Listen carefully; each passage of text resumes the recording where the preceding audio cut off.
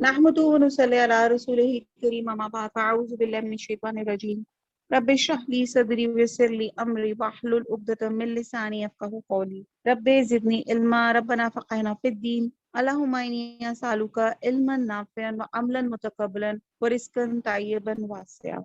السلام علیکم ورحمۃ اللہ وبرکاتہ. الحمدللہ چھٹا پارہ شروع کرتے ہیں. اعوذ باللہ من الشیطان الرجیم بسم اللہ الرحمن الرحیم. لا يحب الله الجهر بالسوء من القول الا من ظلم وقان الله سميعا عليما. برائی کے ساتھ آواز بلند کرنے کو اللہ تعالیٰ پسند نہیں فرماتا مگر مظلوم کو اجازت ہے. اللہ تعالیٰ خوب سنتا اور جانتا ہے.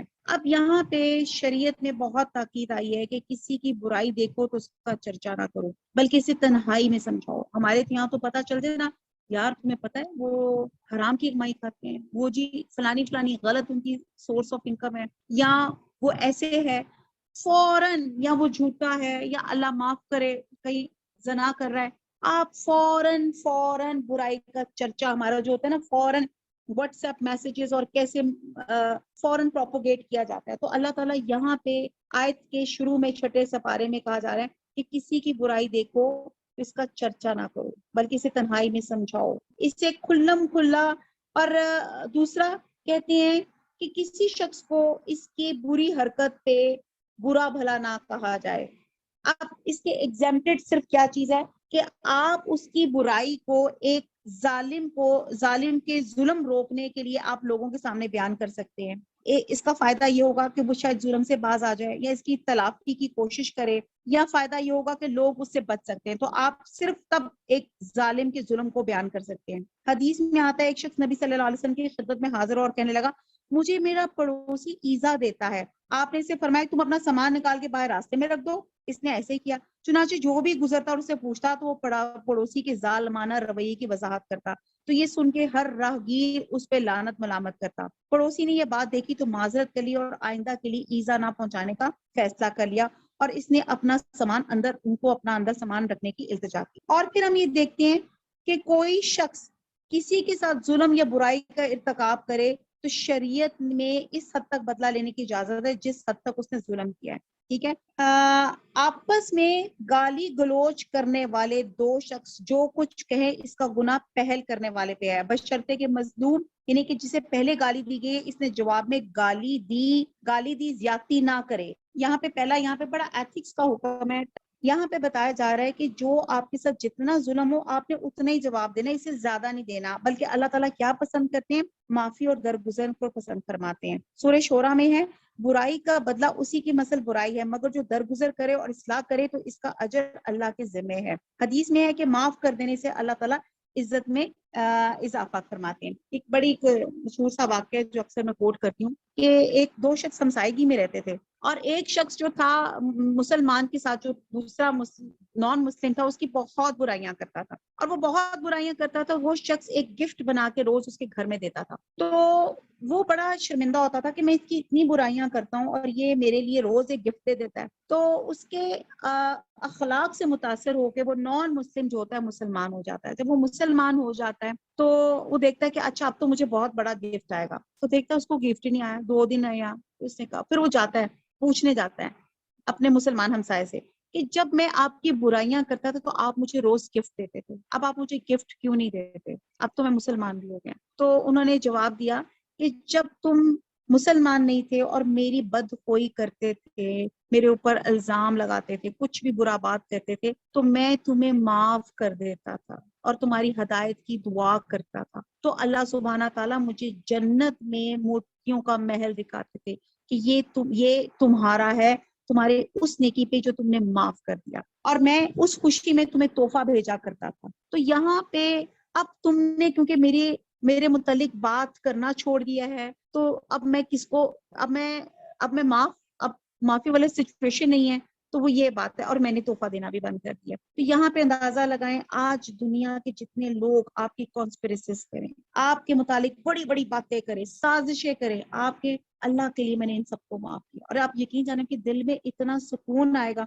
اور میں کہتی ہوں جو عورتوں کو بڑا فیشل کی ضرورت ہوتی ہے نا, ہربل فیشل, ہائیڈرا فیشل, آپ معاف کر کے دیکھیے اللہ تعالیٰ اس قدر فیشل کرے گا, خوبصورت اندر باہر سے اسپرچولی فزیکلی فیشل ہو جائے گا. کیا آپ کا چہرہ اتنا نورانی اور سکون والا ہو جائے گا. میرا اللہ آگے چلتے ہیں. اللہ تعالیٰ خوب سنتا جانتا ہے.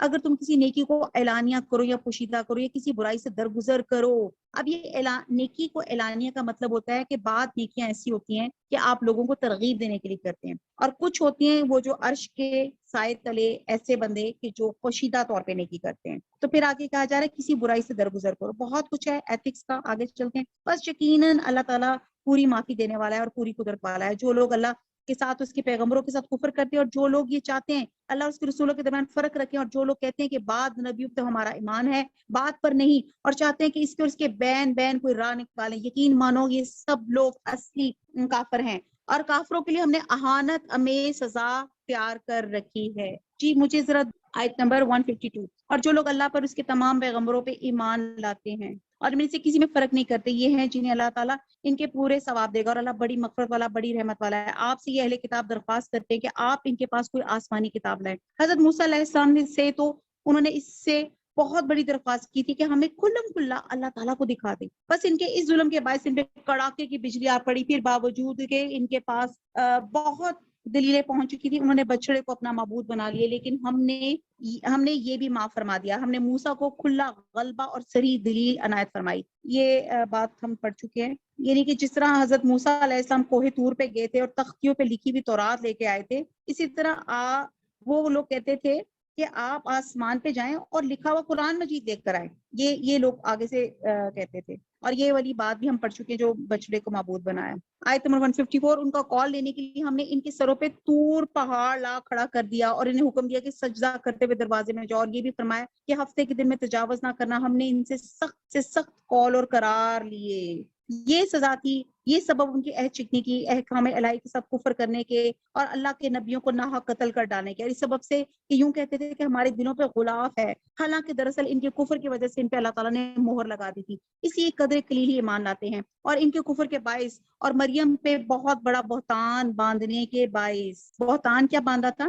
اس سے مراد ہے کہ یوسف نجار کے ساتھ ایک شخص تھا, اس کے ساتھ حضرت مریم علیہ السلام پہ بدکاری کی تہمت وہ لگاتے تھے, نعوذ باللہ. اور یوں کہنے کے باعث کہ ہم نے اللہ کے رسول مسیح عیسیٰ ابن مریم کو قتل کر دیا. اب آپ دیکھتے ہیں جیسے میں نے آپ کو پہلے کیا تو غور کیجئے کہ جہاں مسیح عیسیٰ کا نام آئے گا ہمیشہ ان کا انٹروڈکشن ان کی امی کے ساتھ آئے گا. مسیح عیسیٰ ابن مریم کو قتل کر دیا, حالانکہ نہ تو انہوں نے اسے قتل کیا نہ سولی پہ چڑھایا, بلکہ ان کے لیے وہی صورت بنا دی گئی. یقین جانو کہ عیسیٰ کے بارے میں اختلاف کرنے والے ان کے بارے میں شک میں ہیں. انہیں اس کا کوئی یقینی بجز تخمینی باتوں پہ عمل کرنے کے ہیں, اتنا یقینی کہ انہوں نے اسے قتل نہیں کیا بلکہ اللہ تعالیٰ نے انہیں اپنی طرف اٹھا لیا. اللہ بڑا زبردست پوری حکمتوں والا ہے. ایکچولی ہوا یہ تھا کہ جب حضرت عیسیٰ کو یہودی قتل کرنے میں کامیاب نہ ہو سکے, نہ سولی چڑھانے میں جیسے یہ ہے, تو ہوا یہ تھا کہ حضرت عیسیٰ کو یہودیوں کی سازش کا پتہ چل گیا تھا.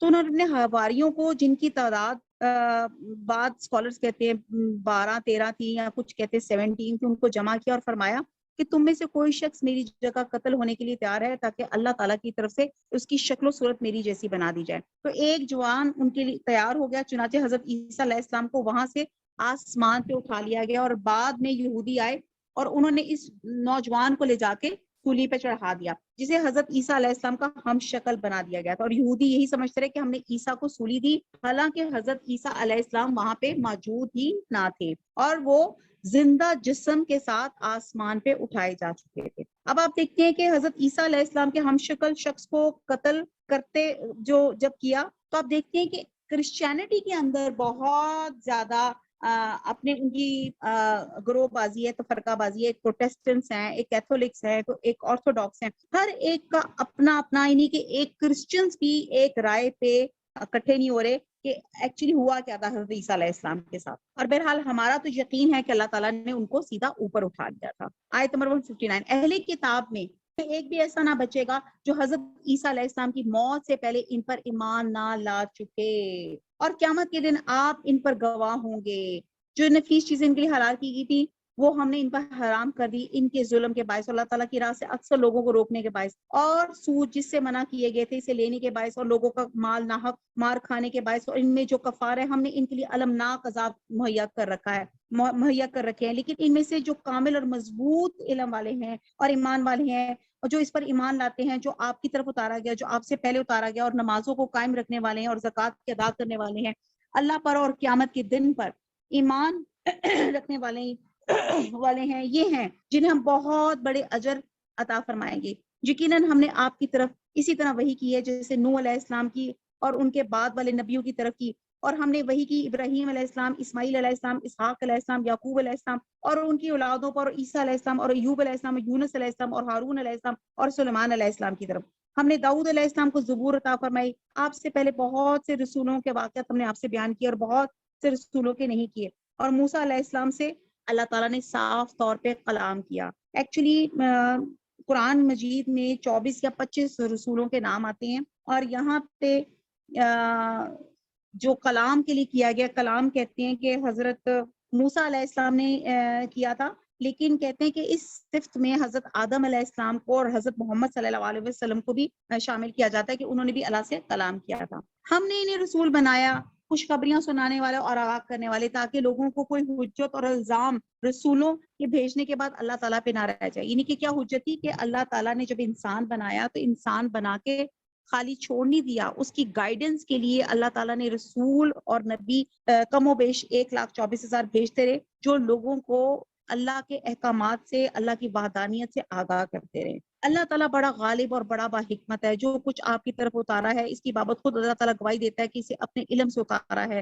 اور فرشتے بھی گواہی دیتے ہیں، اللہ تعالیٰ بطور گواہ کافی ہے۔ جن لوگوں نے کفر کیا اللہ تعالیٰ کی راہ سے اور اوروں کو روکا، یقیناً گمراہی میں وہ دور نکل گئے۔ جن لوگوں نے کفر کیا اور ظلم کیا، انہیں اللہ تعالیٰ ہرگز نہ بخشے گا اور نہ انہیں کوئی راہ دکھائے گا، بس جس جہنم کی راہ کے جس میں وہ ہمیشہ ہمیشہ پڑے رہیں گے۔ یہ اللہ تعالیٰ پر بالکل آسان ہے۔ اے لوگو، تمہارے پاس تمہارے رب کی طرف سے حق لے کر رسول آ گیا، بس تم ایمان لاؤ تاکہ تمہارے لیے بہتری ہو۔ اگر تم کافر ہو گئے تو اللہ ہی کی ہے ہر وہ چیز جو آسمان اور زمین میں ہے، اور اللہ دانا ہے، حکمت والا ہے۔ اہل کتاب، اپنے دین کے بارے میں حد سے نہ گزر جاؤ، اللہ پہ بجز حق کے کچھ نہ کہو۔ مسیح، اب پھر دیکھیں نام کیا آ رہا ہے، مسیح عیسیٰ ابن مریم علیہ السلام تو صرف اللہ تعالیٰ کے رسول ہیں، اس کے حکم ہیں جسے مریم علیہ السلام کی طرف ڈال دیا تھا، اور اس کے پاس کی روح ہے، اس لیے تم اللہ اور اس کے سب رسولوں کو مانو، اور نہ کہو اللہ تین ہے، اس سے باز آ جاؤ، تمہارے لیے بہتری ہے۔ اللہ عبادت کے لائق تو صرف ایک ہی ہے، اور وہ اس سے پاک ہے کہ اس کی اولاد ہو۔ اس کے لیے جو کچھ آسمانوں میں ہے، جو کچھ زمین ہے، اللہ تعالیٰ کافی ہے، کام بنانے والا ہے۔ وقفا باللہ وکیلا۔ ایکچولی حضرت عیسیٰ علیہ السلام خود یہ کہا کرتے تھے کہ میں اللہ کا بندہ ہوں۔ آیت نمبر 172۔ مسیح علیہ السلام کو اللہ کا بندہ ہونے میں کوئی تنگ و آر یا تکبر اور انکار ہرگز ہو ہی نہیں سکتا، اور نہ مقرب فرشتوں کو اس کی بندگی سے جو بھی دل چرائے اور تکبر اور انکار کرے، اللہ تعالیٰ ان سب کو اکٹھا اپنی طرف جمع کرے گا۔ پس جو لوگ ایمان لائے اور شائستہ عمال کیے، ان کو پورا ثواب عنایت فرمائے گا، اور اپنے فضل سے انہیں اور زیادہ دے گا۔ اور جن لوگوں نے تنگ و آر سرکشی کی اور انکار کیا، انہیں المناک عذاب دے گا، اور وہ اپنے لیے سوائے اللہ کے کوئی حمایتی دوست اور امداد کرنے والا نہ پائیں گے۔ اے لوگوں، تمہارے پاس تمہارے رب کی طرف سے سند و دلیل آ پہنچی، ہم نے تمہاری جانب واضح اور صاف نور اتار دیا۔ بس جو لوگ اللہ تعالیٰ پر ایمان لائے، اسے مضبوط پکڑ لیا، انہیں تو وہ عنقریب اپنی رحمت اور فضل میں لے لے گا، اور انہیں اپنی طرف کی راست دکھا دے گا۔ آپ سے فتویٰ پوچھتے ہیں کہ آپ کہہ دیجیے کہ اللہ تعالیٰ خود تمہیں کلالہ کے بارے میں فتویٰ دیتا ہے۔ کلالہ کہتی ہے جس کا نہ باپ ہو اور نہ بیٹا ہو۔ اگر کوئی شخص مر جائے جس کی اولاد نہ ہو تو ایک بہن ہو تو اس کے چھوڑے ہوئے مال کا آدھا حصہ ہے، اور وہ بھائی ہے تو اس بہن کا وارث ہوگا اگر اس کی اولاد نہ ہو۔ پس اگر بہنیں دو ہوں تو انہیں کل چھوڑے ہوئے کا 2/3 ملے گا۔ اگر کوئی شخص ناطے کے ہے کہ مرد بھی عورتیں بھی، تو مرد کے لیے حصہ ہے مثل 2 عورتوں کے۔ اللہ تعالیٰ تمہارے لیے بیان فرما رہا ہے، ایسا نہ ہو کہ تم بہک جاؤ، اللہ تعالیٰ ہر چیز سے واقف ہے۔ پارہ نمبر 6 ہے اور سورہ مائدہ ہے۔ مائدہ عربی میں کھانے کے سجے ہوئے خوان کو کہا جاتا ہے، اور اس کا تذکرہ اس میں موجود ہے، اس لیے اس کا نام مائدہ ہو گیا۔ جیسے میں نے پہلے بھی بتایا کہ اس صورت میں کوئی ایک ٹاپک، کوئی ایک بات ہوتی ہے جس کی وجہ سے نام پڑ جاتا ہے، لیکن پوری صورت یہ نہیں ہوتی کہ وہ مائدہ کے گرد ہی ریوالو کر رہی ہو، بہت سے اس میں اور باتیں بھی اللہ سبحانہ تعالیٰ کی ہوتی ہیں۔ اس صورت سے قرآن کی دوسری منزل شروع ہو جاتی ہے۔ پہلی منزل سورہ نساء پہ ختم ہو گئی، اور یہ صورت مدینہ طیبہ میں وقفے سے نازل ہوئی، اور یہ آخری صورت ہے۔ اس کے بعد کوئی اور صورت نازل نہیں ہوئی، کیونکہ حجۃ الوداع کے موقع پہ جو آخری آیت دین کی تکمیل کے بارے میں اتری تھی وہ اسی میں ہے۔ اب یہ مضامین کے لحاظ سے صورت بڑی جامع ہے. اس میں اللہ سبحانہ تعالیٰ نے امت مسلمہ سے آخری امت کی حیثیت سے کامل شریعت کے احکامات کو قائم کرنے کے لیے عہد و پیمان لے لیا تھا. اور اس صورت کا خاص پیغام یہ ہے کہ جس دین کی تکمیل ہوئی ہے اور جو نعمت امت مسلمہ کو دی گئی ہے، اس کے احکام اور قوانین کو پابندی اور استقلال سے پورا کریں. اعوذ باللہ من الشیطان الرجیم. بسم اللہ الرحمن الرحیم. یا ایہا الذین آمنوا اوفوا بالعقود. اے ایمان والو عہد و پیمان پورے کرو.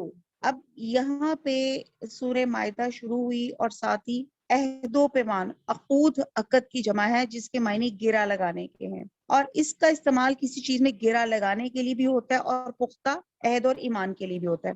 تو یہاں مراد ہیں احکام میں الہی ہیں جن کا اللہ تعالیٰ نے انسانوں کو مکلف ٹھہرایا ہے، اور وہ عہد و پیمان اور معاملات بھی ہیں جو انسان آپس میں کرتے ہیں، اور دونوں کا پورا کرنا، دونوں کا نبھانا بہت ضروری ہے. تو آگے اللہ تعالیٰ فرماتے ہیں تمہارے لیے مویشی چوپائے حلال کیے گئے ہیں. یہاں پہ جو لفظ آ رہا ہے بہیمۃ الانعام، بہیمہ چوپائے چار ٹانگوں والے جانوروں کو کہا جاتا ہے، اور اس کا مادہ بہم ہے. اور بات کا کہنا ہے کہ ان کی گفتگو اور عقل و فہم میں چونکہ ابہام ہے، اس لیے ان کو بہیمہ کہا جاتا ہے. اور انعام اونٹ، گائے، بکری اور بھیڑ کو کہا جاتا ہے، بجز ان کے جن کے نام پڑھ کر سنا دیے جائیں گے، مگر حالت احرام میں شکار کو حلال جاننے والے نہ بننا. یقیناً اللہ جو چاہے حکم کرتا ہے. اے ایمان والو اللہ تعالیٰ کی نشانوں کی بے حرمتی نہ کرو، نہ ادب والے مہینوں کی، نہ حرم میں قربان ہونے والے اور پٹے پہنائے گئے جانوروں کی جو کعبہ کو جا رہے ہیں، اور نہ ان لوگوں کی جو بیت اللہ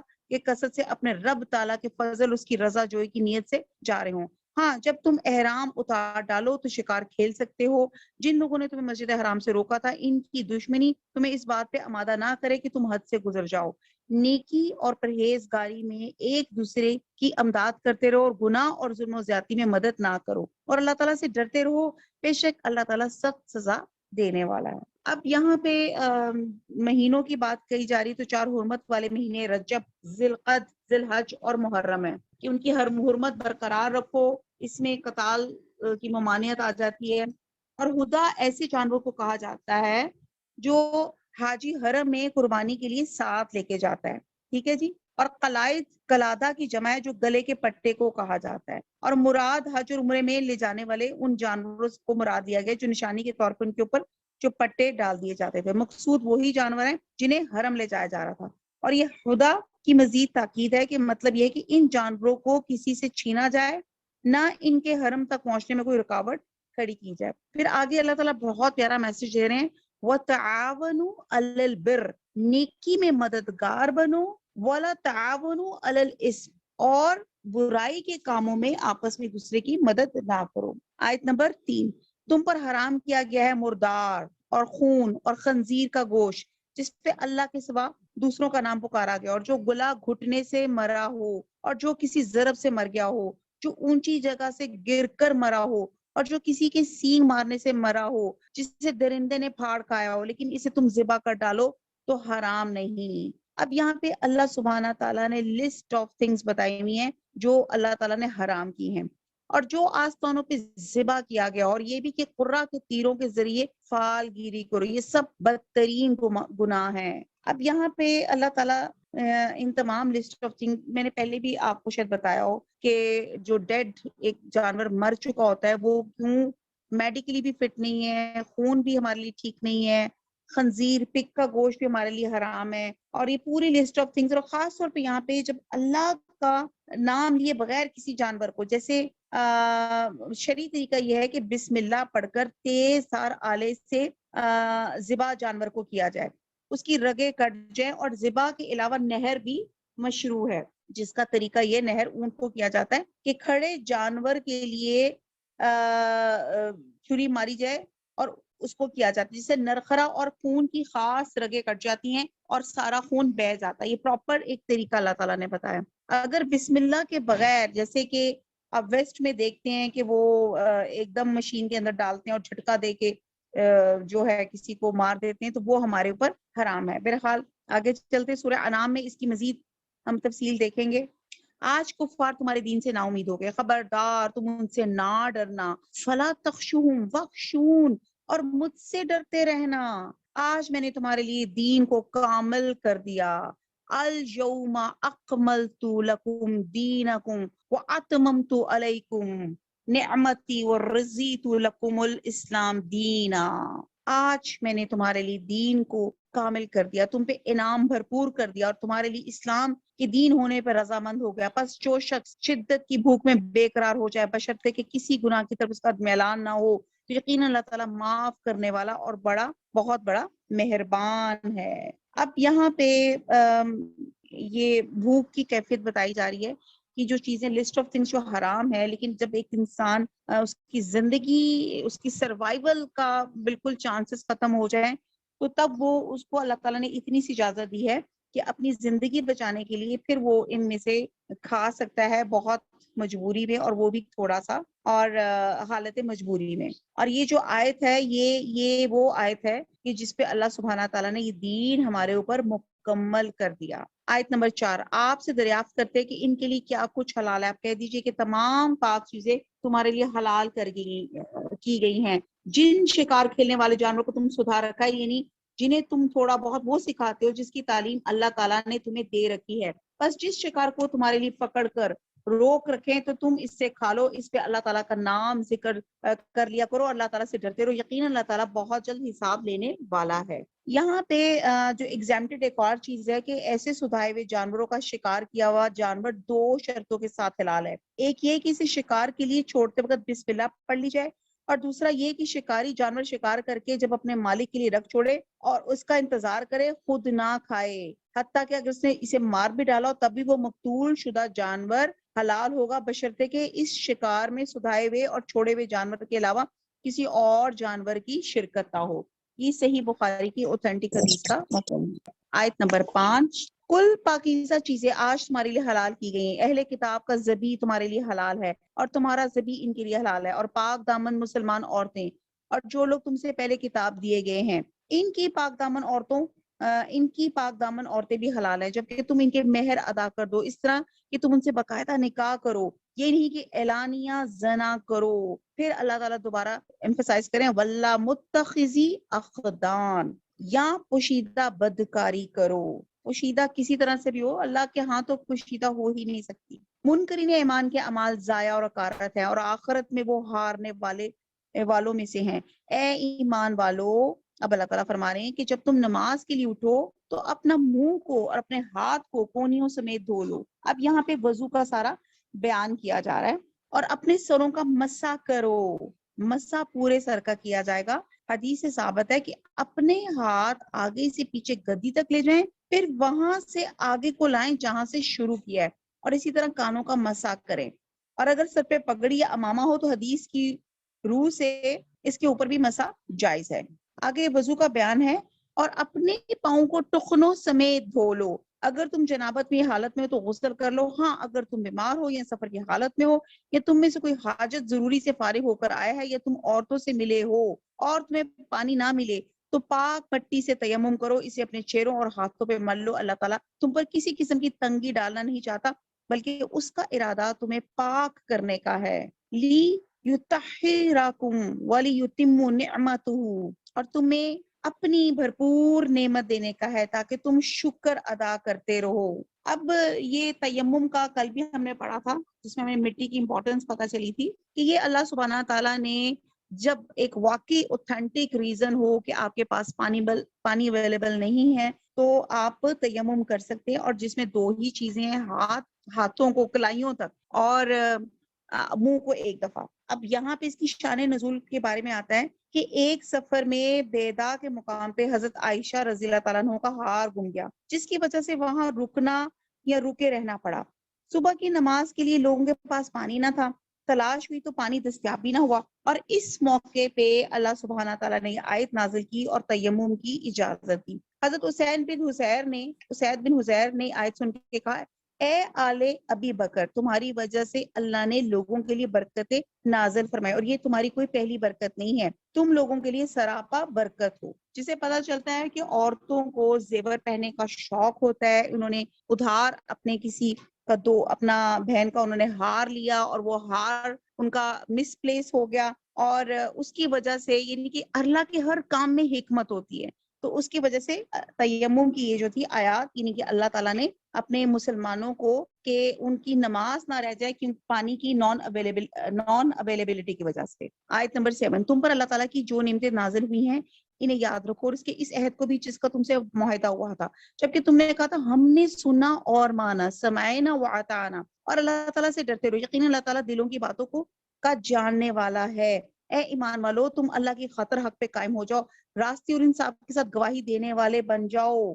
یہاں پہ گواہی کے حدیث میں آتا ہے کہ حضرت نعمان بن بشیر کہتے ہیں کہ میرے باپ نے مجھے عطیہ دیا تو میری والدہ نے کہا اس عطیے پہ آپ جب تک اللہ کے رسول کو گواہ نہیں بنائیں گے میں راضی نہیں ہوں گی۔ چنانچہ میرے والد نبی صلی اللہ علیہ وسلم کی خدمت میں آئے تو آپ صلی اللہ علیہ وسلم نے پوچھا کیا تم نے اپنی ساری اولاد کو اسی طرح کا عطیہ دیا؟ انہوں نے نفی میں جواب دیا تو آپ نے فرمایا اللہ سے ڈرو اور اولاد کے درمیان میں انصاف کرو، اور فرمایا کہ میں ظلم پر گواہ نہیں بنوں گا۔ یہ بھی صحیح بخاری کی اوتھینٹک حدیث کا مضمون ہے۔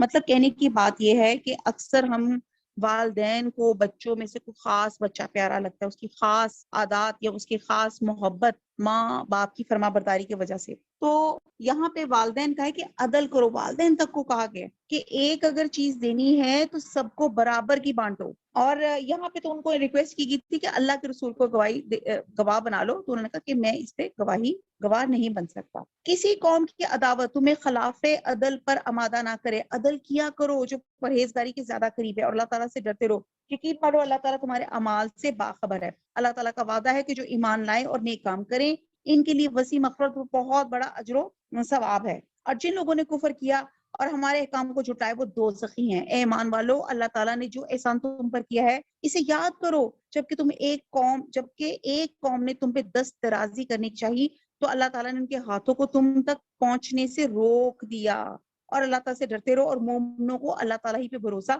کرنا چاہیے۔ اب یہ کون سے ہاتھ تھے جو روک دیا؟ اس کے شان نزول میں جو اسکالرز کہتے ہیں کہ مثلاً اس عرابی کا واقعہ کہ رسول صلی اللہ علیہ وسلم ایک سفر سے واپسی پر ایک درخت کے سائے میں آرام فرما تھے، تلوار جو تھی وہ درخت پر لٹکی ہوئی تھی، اس عرابی نے تلوار پکڑ کر آپ صلی اللہ علیہ وسلم پہ سونت لی اور کہنے لگا اے محمد صلی اللہ علیہ وسلم، آپ کو مجھ سے کون بچائے گا؟ آپ نے بلا تامر فرمایا اللہ، یعنی کہ اللہ بچائے گا۔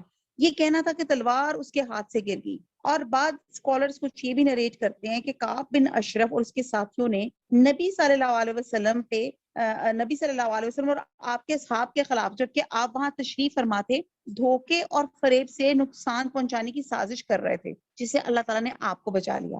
بعض اسکالرز کہتے ہیں کہ ایک مسلمانوں کے ہاتھوں غلط فہمی سے جو دو عامری شخص قتل ہوئے تھے، ان کی دیت کی ادائیگی میں یہودیوں کے قبیلے بنو نذیر سے حزب معاہدہ جو تعاون لینا تھا، اس کے لیے نبی صلی اللہ علیہ وسلم اپنے رفقا سمیت وہاں تشریف لے گئے اور ایک دیوار سے ٹیک لگا کے بیٹھے تھے، اور انہوں نے یہ سازش کی کہ آپ کے اوپر سے چکی کا پتھر گرا دیں گے، جس سے اللہ تعالیٰ نے آپ کو بذریعہ وحی آپ کو انفارم کیا، اور ممکن ہے ان سارے ہی واقعات کے بعد یہ آیت نازل ہوئی، کیونکہ ایک آیت کے نزول کے کئی سبب اور کئی عوامل ہو سکتے ہیں۔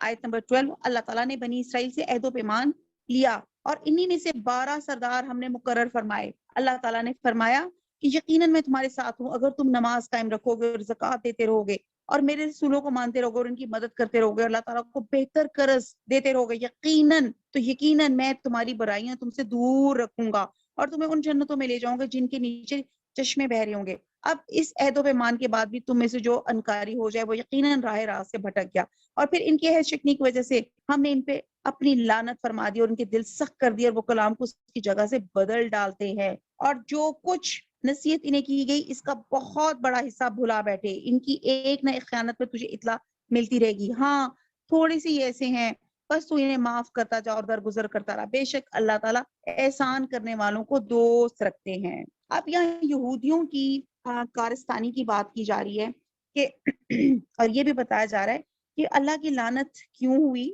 اللہ کی نافرمانی بہت زیادہ جب آپ کرنا شروع کر جاتے ہیں تو دل سخت ہو جاتے ہیں، پھر آپ کے اندر اڈاپٹیبلٹی، اس حق بات کو اپنے دل میں اس کا اثر لینا آپ کے لیے جس کو کہتے ہیں نا بیکار ہو جاتا ہے۔ اور پھر ان کی یہودیوں کی ایک شرارت یہ بھی تھی کہ اللہ کے کلام میں ایڈیشنز اور سبٹریکشنز کرتے تھے، اپنے مرضی کے کلمے ایڈ کر لیے، اور جو نہیں ان کو سمجھ لگتا تھا اس کو انہوں نے سبٹریکٹ کر دیا۔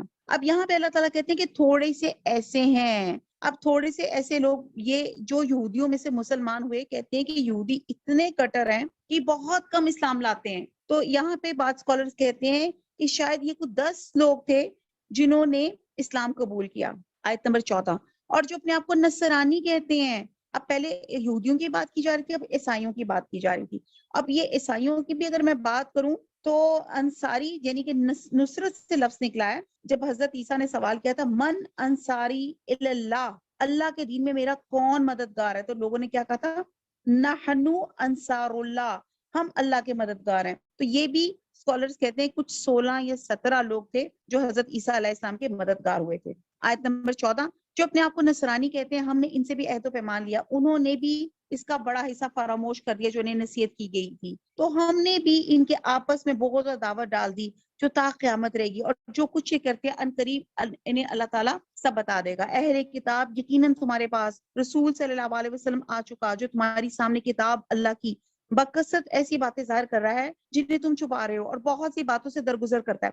تمہارے پاس اللہ تعالیٰ کی طرف سے نور اور واضح کتاب آ چکی۔ نور اور کتاب مبین دونوں سے مراد قرآن مجید ہے۔ آیت نمبر 16، جس کے ذریعے سے اللہ تعالیٰ انہیں جو رضائے رب کے در پہ ہوں سلامتی کی راہیں بتلاتا ہے، اور اپنی توفیق سے اندھیروں سے نکال کے نور کی طرف لاتا ہے، اور راہ راست کی طرف ان کی راہبری کرتا ہے۔ یقیناً وہ لوگ کافر ہو گئے جنہوں نے کہا اللہ ہی مسیح ابن مریم ہے۔ پھر نوٹ کریں، مسیح کا نام ہمیشہ انٹروڈکشن اپنی والدہ کے ساتھ آیا، مسیح مریم کے بیٹے۔ آپ ان سے کہہ دیجئے اگر اللہ تعالیٰ مسیح بن مریم اور اس کی والدہ اور روئے زمین کے سب لوگوں کو ہلاک کر دینا چاہے تو کون ہے جو اللہ تعالیٰ پہ کچھ بھی اختیار رکھتا ہو؟ آسمان و زمین اور دونوں کے درمیان کا کل مالک اللہ تعالیٰ ہی ہے، وہ جو چاہتا ہے پیدا کرتا ہے، اللہ تعالیٰ ہر چیز پر قادر ہے۔ آیت نمبر 18، یہود و نصارہ کہتے ہیں ہم اللہ کے بیٹے اور اس کے دوست ہیں۔ آپ کہہ دیجئے پھر تمہارے گناہوں کے بعد اللہ کیوں سزا دیتا ہے؟ یہ یہود ہمیشہ کہتے تھے ہم تو اللہ کے لاڈلے ہیں۔ نہیں، بلکہ تم بھی اسی کی مخلوق میں سے ایک انسان ہو، وہ جسے چاہتا ہے بخش دیتا ہے اور جسے چاہتا ہے عذاب کرتا ہے۔ زمین اور آسمان، ان کے درمیان کی ہر چیز اللہ تعالیٰ کی ملکیت اور اسی کی طرف لوٹنا ہے۔ اب یہ بار بار اللہ تعالیٰ ایمفسائز کر رہے ہیں، تاکید کر رہے ہیں یہودوں کو بھی، نصارہ کو بھی، اور رہتی دنیا تک کے تمام انسانوں کو کہ زمین اور آسمان، یہ گلیکسیز اور کروڑوں گلیکسیز، تمام کا مالک تنہا اللہ سبحانہ تعالیٰ ہے۔ وہ کہتے ہیں نا، کسی نے کہا کہ میں گناہ کرنا چاہتا ہوں، تو کسی نے کہا کہ اچھا اگر گناہ کرنا ہے تو اللہ کی زمین سے باہر نکل جاؤ۔ میں کہا اللہ کی زمین سے؟ کہتے ہیں کہ پھر جب جس نے تمہیں پیدا کیا اس کی زمین پہ تم گناہ کیسے کر سکتے ہو؟ آپ کا ملازم آپ کے گھر موجود ہو اور وہ آپ کی بات نہ مانے تو کتنا آپ کو غصہ چڑھے گا؟ میں تو تمہیں پے کرتا ہوں، ہاؤ ڈیئر یو کہ تم نے میری بات نہیں سنی۔ اسی طرح اللہ تعالیٰ مثالوں سے یہ بات سمجھا رہے ہیں کہ تمام ملکیت اللہ تعالیٰ کی ہے ہر چیز کی، اور ہم نے لوٹنا بھی اسی کی طرف ہے۔ آیت نمبر 19، اہل کتاب بالیقین ہمارا رسول تمہارے پاس رسولوں کی آمد کے ایک وقفے کے بعد آ پہنچا، ایک وقفے کے بعد۔ کہتے ہیں کہ حضرت عیسیٰ علیہ السلام اور حضرت محمد صلی اللہ علیہ وسلم کے درمیان میں 570 یا تقریباً 600 سال کا فاصلہ ہے، اور اس زمانے کو فطرت کہلایا جاتا ہے، یعنی کہ پوز۔ اہل کتاب کو کہا جا رہا ہے اس فطرت کے بعد ہم نے اپنا آخری رسول صلی اللہ علیہ وسلم خاتم النبیین بھیج دیا۔ اب تم یہ بھی نہیں کہہ سکو گے کہ ہمارے پاس تو کوئی بشیر یعنی کہ ہمارے پاس کوئی خوشخبری دینے والا یا ڈرانے والا آیا ہی نہیں۔ یہ اللہ تعالیٰ نے حجت تمام کر دی۔ آیت نمبر 19، اہل کتاب بالشکین ہمارا رسول تمہارے پاس رسولوں کے آمد کے ایک وقفے کے بعد آ پہنچا ہے، جو تمہارے لیے صاف صاف بیان کر رہا ہے تاکہ تمہاری یہ بات نہ رہ جائے کہ ہمارے پاس تو کوئی بھلائی برائی سنانے والا آیا ہی نہیں۔ بس اب تو یقیناً خوشخبری سنانے والا اور آگاہ کرنے والا آ پہنچا، بشیرم ولا نذیر، اور اللہ تعالیٰ ہر چیز پر قادر ہے۔ وَاللَّهُ عَلَىٰ كُلِّ شَيْءٍ قَدِيرٌ۔ اور یاد کرو موسیٰ علیہ السلام نے اپنی قوم سے کہا اے میری قوم کے لوگوں، اللہ تعالیٰ کی اس احسان کا ذکر کرو کہ اس نے تم میں سے پیغمبر بنائے اور تمہیں بادشاہ بنا دیا۔ ایکچولی بیشتر انبیاء بنی اسرائیل میں سے ہوئے جن کا سلسلہ حضرت عیسیٰ علیہ السلام پہ ختم ہو گیا۔ اب تھوڑا سا میں آپ کو پہلے بھی ویسے میں کئی دفعہ بتا چکی ہوں لیکن پھر ذرا ایکسپلین کر دوں۔ حضرت ابراہیم علیہ السلام کی ایک بیوی حضرت سارہ سے اللہ سبحانہ تعالیٰ نے خوشخبری دی، جبکہ آپ ایک شدید ایک انفرٹیلٹی کیس تھے۔ اللہ سبحانہ تعالیٰ نے آپ کو ایک بڑھاپے کی عمر میں اللہ سبحانہ تعالیٰ نے حضرت اسحاق اور اس کے بعد حضرت یعقوب علیہ السلام اور پھر ایک انبیاء کا سلسلہ دیا تھا، جن کا جو سلسلہ حضرت عیسیٰ علیہ السلام پہ ختم ہو گیا، اور پھر حضرت ابراہیم علیہ السلام کی دوسری جو زوجہ تھی حضرت ہاجرہ، ان سے اللہ سبحانہ تعالیٰ نے حضرت اسماعیل علیہ السلام پیدا کیے تھے، اور جن میں سے انبیاء کا جو آخری سلسلہ ہے وہ حضور صلی اللہ علیہ وسلم پہ ختم ہو جاتا ہے۔ تو متعدد بادشاہ بھی بنی اسرائیل میں سے ہوئے، اور بعد انبیاء کو اللہ تعالیٰ نے بادشاہت بھی دی اور پیغمبری بھی دی، جیسے حضرت سلیمان علیہ السلام تھے۔ تو کسی نبی کو بادشاہ بنانا تو یہ ایک انعام کے طور پہ ہوتا ہے۔ اور آگے ہم چلتے ہیں۔ تمہیں وہ دیا جو تمام عالم میں کسی کو نہیں دیا۔ کیا دیا؟ کہ اللہ سبحانہ تعالیٰ نے ان کو بہترین امت، بہترین قوم بنایا تھا، لیکن جب ان لوگوں نے اپنے نافرمانی اور اللہ کے احکامات کا مذاق اڑانا شروع کیا، تو اللہ سبحانہ تعالیٰ نے امامت کا رخ جو تھا بنی اسرائیل سے بنو اسماعیل کی طرف کر دیا تھا، اور یہ تحویل قبلہ کا بھی یہی ایک ریزن آ جاتا ہے۔ اے میری قوم والو، اس مقدس زمین میں داخل ہو جاؤ جو اللہ تعالیٰ نے تمہارے نام لکھ دی ہے، اور اپنی پشت کے بل روگردانی نہ کرو، یعنی کہ جہاد سے اعراض نہ کرو۔ اللہ تعالیٰ سورہ آل عمران میں کہتے ہیں کہ تم بہترین امت ہو جسے نوع انسانی کے لیے بنایا گیا، اور بہترین امت ہونے کا جو ہمیں ٹائٹل کیوں دیا گیا، اور وہ ٹائٹل اگر ہم چاہتے ہیں کہ اللہ کا عذاب ہمارے اوپر نہ آئے، اللہ کی رحمت ہم پر رہے، ہماری دعائیں ہر وقت قبول ہوتی رہے، تو ہم نے ایک فرض ہے جو چھوڑنا نہیں ہے، اور وہ ہم دیکھتے ہیں وہ کیا فرض ہے جو سورہ آل عمران میں آتا ہے کہ تم لوگوں کو بھلائی کا حکم دیتے، برائی سے روکتے ہو اور اللہ پہ ایمان رکھتے ہو۔ یہ وہ ہے توفیق جس کی وجہ سے ہم اس ٹائٹل کو اپنے اوپر برقرار رکھ سکتے ہیں۔ انہوں نے جواب دیا، موسیٰ وہاں تو زور آور سرکش لوگ ہیں، اور جب تک وہ وہاں سے نکل نہ جائیں ہم تو ہرگز وہاں نہ جائیں گے، ہاں اگر وہ وہاں سے نکل جائیں تو پھر ہم بخوشی چلے جائیں گے۔ اب جیسے میں نے آپ کو پہلے بھی بتایا تھا کہ بنو اسرائیل فرعون کی غلامی سے بھاگی، اور جب دریا کراس کیا تو اللہ سبحانہ تعالیٰ نے ان کو ایک ڈیزرٹ میں، ایک جزیرے میں وہاں پہ ایز این ایکسرسائز رکھا، اور ان کے اندر ایک غلامی کے اثرات تھے، بزدلی تھی، اور جب انہوں نے اللہ سے یہ بھی آگے سے ڈیمانڈ کی کہ ہم سارا وقت غلام رہے ہیں، ہمیں کسی جگہ ایک فاتحہ قوم کو انٹروڈکشن دیا جائے، تو جب اللہ تعالیٰ نے کہا کہ ہاں یہ اس جگہ انٹر ہو جاؤ، یہاں پہ تم فاتحہ قوم ہو، تو انہوں نے کہا، بنو اسرائیل جو تھی امالکا کی بہادری کی شہرت سے مروب ہو گئی تھی، وہ پہلے مرحلے میں ہمت ہار گئی اور جہاز سے 10 بدار ہو گئے، اور انہوں نے کہا کہ نہیں جی نہیں، آپ ایسا کریں، آپ پہلے چلے جائیں، ہم وہاں پہ نہیں جائیں گے، ہم تب جائیں گے آپ پہلے جائیں، یعنی کہ آپ ان سے لڑ بھڑ لیں۔ آگے آیت نمبر 23 ہے، دو شخصوں نے جو خدا ترس لوگوں میں سے تھے جن پہ اللہ تعالیٰ کا فضل تھا، قوم موسیٰ میں صرف یہ دو شخص تھے جو صحیح معنوں میں ایمانت دار نکلے، جنہیں اللہ کی مدد پہ بھروسہ تھا۔ انہوں نے قوم کو سمجھایا بھی، تم ہمت تو کرو، پھر دیکھو اللہ تعالیٰ تمہیں کیسے غلبہ عنایت کرتا ہے۔ لیکن انہوں نے کیا کیا؟ لیکن اس کے باوجود بنی اسرائیل کے بدترین جو تھے لوگ تھے، انہوں نے کہا کہ تو اور تیرا رب جا کے لڑ لیں، اور یہ جیسے یا رسول اللہ ہم آپ کو اس طرح نہیں کہیں گے جس طرح قوم موسیٰ نے موسیٰ کو کہا تھا۔ یہ غزوہ بدر نے جو صحابہ کرام کا جو ایمان کا لیول ہائی تھا، یہ انہوں نے کہا تھا کہ یا اللہ ہم آپ کو اس طرح نہیں کہیں گے جس طرح قوم موسیٰ نے موسیٰ کو کہا تھا۔ تو ہر وقت اللہ پہ توکل رکھنا چاہیے، جو توکل کریں گے تو اللہ کی مدد بھی ضرور آئے گی۔ تو یہ جو دو شخصوں نے جو خدا ترس لوگوں میں سے تھے جن پہ اللہ تعالیٰ کا فضل تھا، کہا کہ تم ان کے پاس دروازے میں تو پہنچ جاؤ، اور دروازے میں قدم رکھتے یقیناً تم غالب آ جاؤ گے، اور تم اگر مومن ہو تو تمہیں اللہ تعالیٰ ہی پہ بھروسہ رکھنا چاہیے۔ قوم نے جواب دیا، اے موسیٰ جب تک وہ وہاں ہے تب تک ہم ہرگز وہاں نہ جائیں گے، اس لیے تم اور تمہارا پروردگار جا کے دونوں ہی لڑ پڑ لو، ہم یہیں بیٹھے ہوئے ہیں۔ نعوذ باللہ۔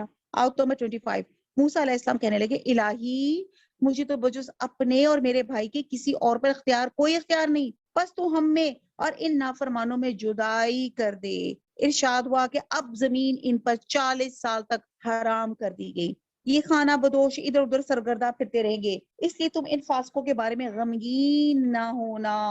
اب اس نافرمان قوم کے مقابلے میں جب حضرت موسیٰ علیہ السلام نے اپنی بے بسی کا اظہار کیا اور برات کا اعلان کیا تو اللہ سبحانہ تعالیٰ نے ایز اے ایکسرسائز ان کو 40 سال تک یہ قوم اپنی نافرمانی اور جہاد کی اعراض کی وجہ سے ایک میدان میں ان کو ڈیزرٹ میں رکھا گیا، لیکن اس کے باوجود بھی اللہ سبحانہ تعالیٰ نے اپنی قوم کو ایسے نہیں چھوڑا۔ ہم نے پیچھے پڑھا تھا نا، بادلوں کا سایہ دیا، من و سلوا، بہت سی چیزیں اللہ تعالیٰ نے نعمتیں اتاری۔ بار بار یہ کیوں ذکر کیا جاتا ہے بنو اسرائیل کا؟ بنو اسرائیل کے اللہ تعالیٰ نے اتنے انعامات کیے، لیکن وہ ہر انعامات کو پانے کے بعد جو بجائے زیادہ شکر گزار ہونے کے مزید نافرمانی میں انوالو ہو جاتے تھے۔ اور یہ رویہ ایگزیکٹلی آج ہماری قوم کا ہے۔ کتنی نعمتیں دی ہوئی ہیں، کبھی غور تو کریں۔ اس وقت جس چھت کے نیچے بیٹھے ہیں، ایک آزاد ملک میں آپ کو ریلیجیسلی آزادی ہے، آپ مرضی سے نماز، روزہ، حج، زکوٰۃ کر سکتے ہیں، اور لیکن ہم لوگوں نے ایک جو فرض وہ جو چھوڑ دیا ہے، ایک تو نیکی کی طرف بلانا اور برائی سے روکنا، اور دوسرا جو ہم نے نافرمانیاں اللہ تعالیٰ کے احکامات کے ہم نے ان کے اپنے طور پہ اپنے مرضی کی جو فتوے بنا لیے، تو یہی اس کی قوم نے کہا تھا۔ ان لوگوں نے نافرمانی کر لی اور اللہ سبحانہ تعالیٰ نے بے شمار اللہ تعالیٰ نے ان کو نوازا، اللہ تعالیٰ نے من و سلوا اتارا۔ پھر انہوں نے کہا کہ من و سلوا سے تمہارا دل بھر گیا، ہمیں ورائٹی آف، ہمیں زبان کے چسکے چاہیے، ہمیں سبزیاں بھی دیں، دالیں بھی دیں۔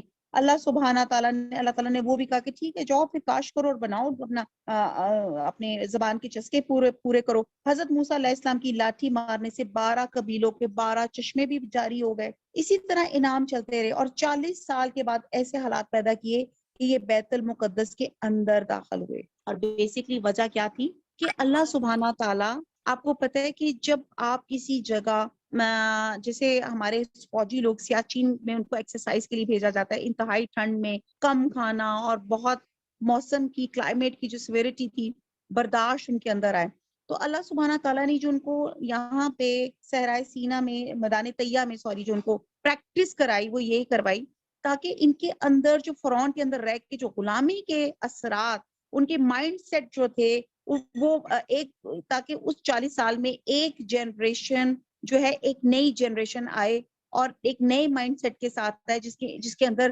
غلامی کے اثرات مٹ چکے ہوئے ہوں اور وہ اس ڈیزرٹ کی سیویرٹی آف کلائمیٹ کی وجہ سے وہ سخت کوش ہو گئے ہوں، محنت والے بن چکے ہوں اور ان کے دل نرم ہو چکے ہوں۔ تو یہ اللہ تعالیٰ کا پرپس تھا۔ ارشاد ہوا اب زمین پہ 40 سال تک حرام کر دی گئی، خانہ بوش ادھر ادھر سرگردہ پھرتے رہیں گے، اس لیے تم ان فاسقوں کے بارے میں غمگین نہ ہونا۔ آدم علیہ السلام کے دونوں بیٹوں کا کھرا کھرا حال بھی انہیں سنا دو۔ اب یہ کیا تھے؟ آدم علیہ السلام کے ان دو بیٹوں کا نام حابیل اور قابیل۔ اس پہ میں نے آپ کو ان شارٹ بتایا ہوا ہے کہ اللہ سبحانہ تعالیٰ نے پہلا شخص بنایا حضرت آدم علیہ السلام، اور پھر اس کے کچھ عرصے کے بعد حضرت حوا علیہ السلام کو اللہ تعالیٰ نے ان کی پسلی سے پیدا کیا، اور اس لیے کہا جاتا ہے کہ ان کو ٹیڑھی ہے، اور اس لیے عورتوں میں تھوڑا سا جو ٹیڑھ پن ہے اس کو برداشت کرنے کو بھی اللہ تعالیٰ سبحانہ تعالیٰ نے فرمایا۔ اور پھر کہتے ہیں کہ اللہ سبحانہ تعالیٰ نے ان کو 120 کم و بیش، بعض اسکالرز کہتے ہیں کہ اللہ تعالیٰ نے اولاد نوازی، اور کہتے ہیں کہ حضرت آدم اور حوا کے ملاپ سے بیک وقت لڑکا اور لڑکی پیدا ہوتے تھے، اور دوسرے حمل سے پھر لڑکا اور لڑکی ہوتے تھے، اور ایک حمل کے بہن بھائی کا نکاح دوسرے حمل کے بہن بھائی سے کر دیا جاتا تھا۔ اس وقت اللہ سبحانہ تعالیٰ جو پاپولیشن کو انکریز کرنے کے لیے تب یہ تھا اب بہن بھائی کا نکاح جو ہے حرام ہے، تو اس وقت اللہ سبحانہ تعالیٰ نے یہ اجازت دی ہوئی تھی۔ تو کہتے ہیں کہ حابیل کے ساتھ پیدا ہونے والی بہن جو تھی وہ بدصورت تھی،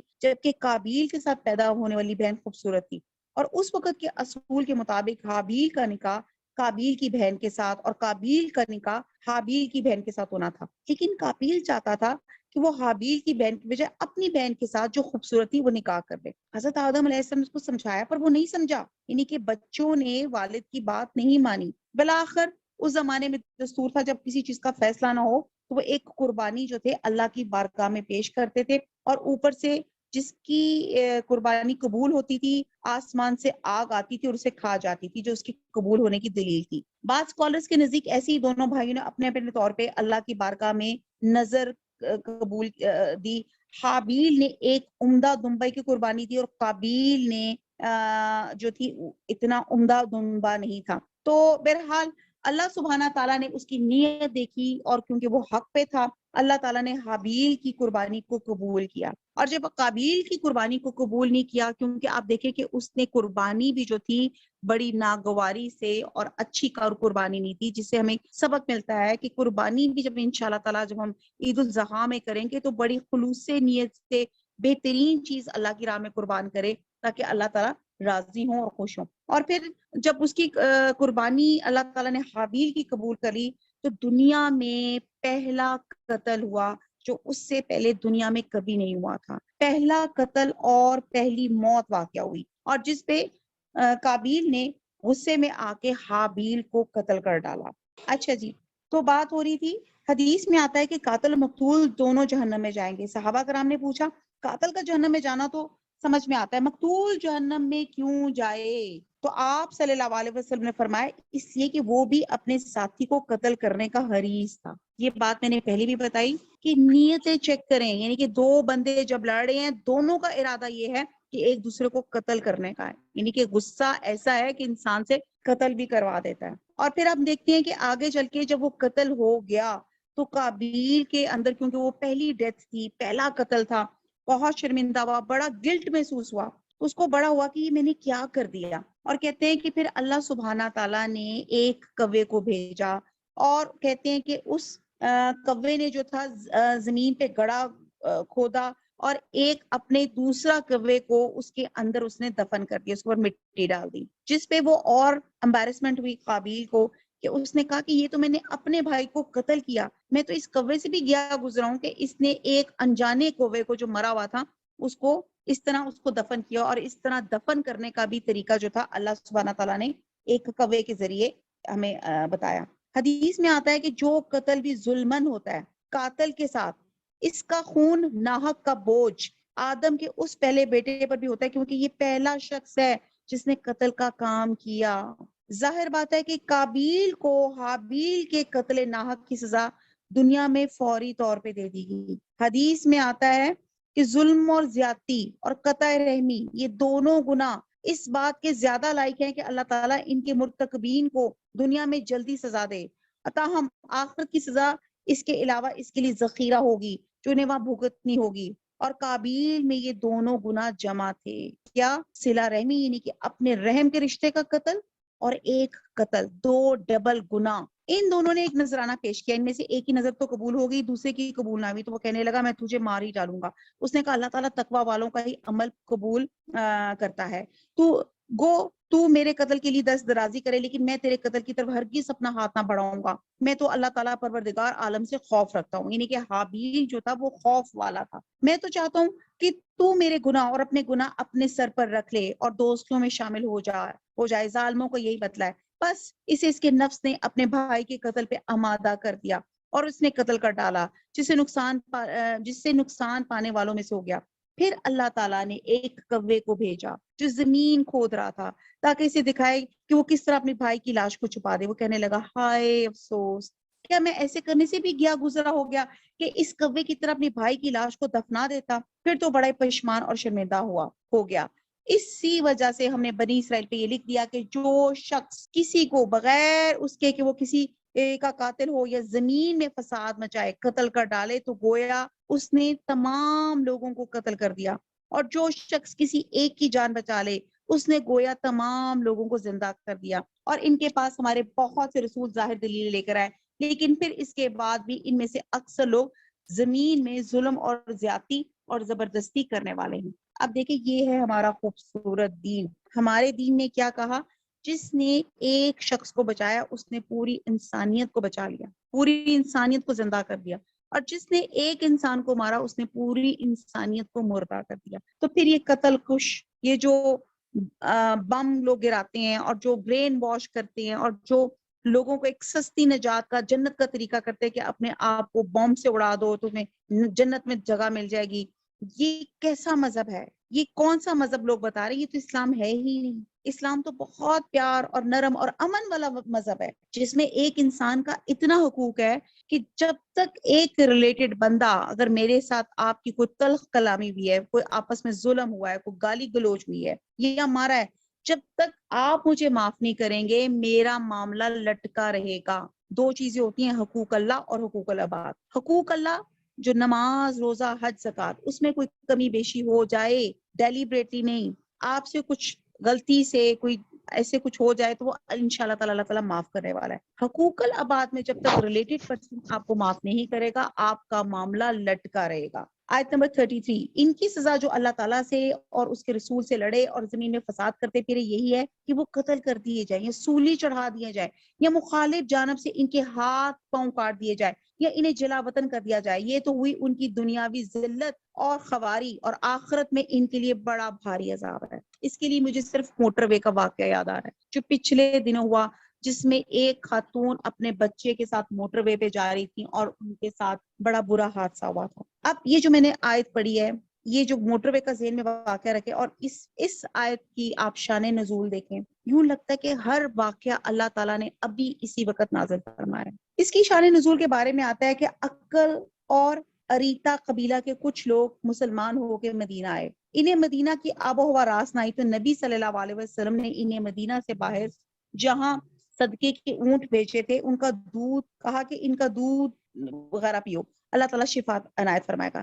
چنانچہ چند روز بعد یہ ٹھیک ہو گئے، لیکن اس کے بعد انہوں نے اونٹ کے رکھوالے اور چرواہے کو قتل کر دیا اور اونٹ ہنکا کر لے گئے۔ جب نبی صلی اللہ علیہ وسلم کو اس بات کی اطلاع ملی تو آپ نے ان کے پیچھے آدمی لگا دیے، انہوں نے ان کو اونٹوں سمیت پکڑ لیا، اور نبی صلی اللہ علیہ وسلم نے جو انہوں نے کرائم کیا تھا، جو اللہ کے رسول نے ان کو ان کی صحت اور تندرستی کے لیے جو ان کے لیے نرمی برتی تھی اور جس کا انہوں نے صلہ یہ دیا تھا کہ چرواہے کو مار ڈالا تھا، نبی صلی اللہ علیہ وسلم نے ان کے ہاتھ پیر مخالف جانب سے کاٹ ڈالے اور ان کی آنکھوں میں گرم سلائیاں پھروائیں، کیونکہ انہوں نے چرواہے کے ساتھ بھی یہی کیا تھا، پھر انہیں دھوپ میں ڈال دیا حتیٰ کہ وہ وہیں مر گئے۔ صحیح بخاری میں الفاظ آتے ہیں کہ انہوں نے چوری بھی کی، قتل بھی کیا اور ایمان لانے کے بعد کفر بھی کیا اور اللہ اور رسول کے ساتھ محاربہ بھی کیا۔ اس لیے اس آیت کو، یہ جو میں نے پڑھی ہے آیت نمبر 33،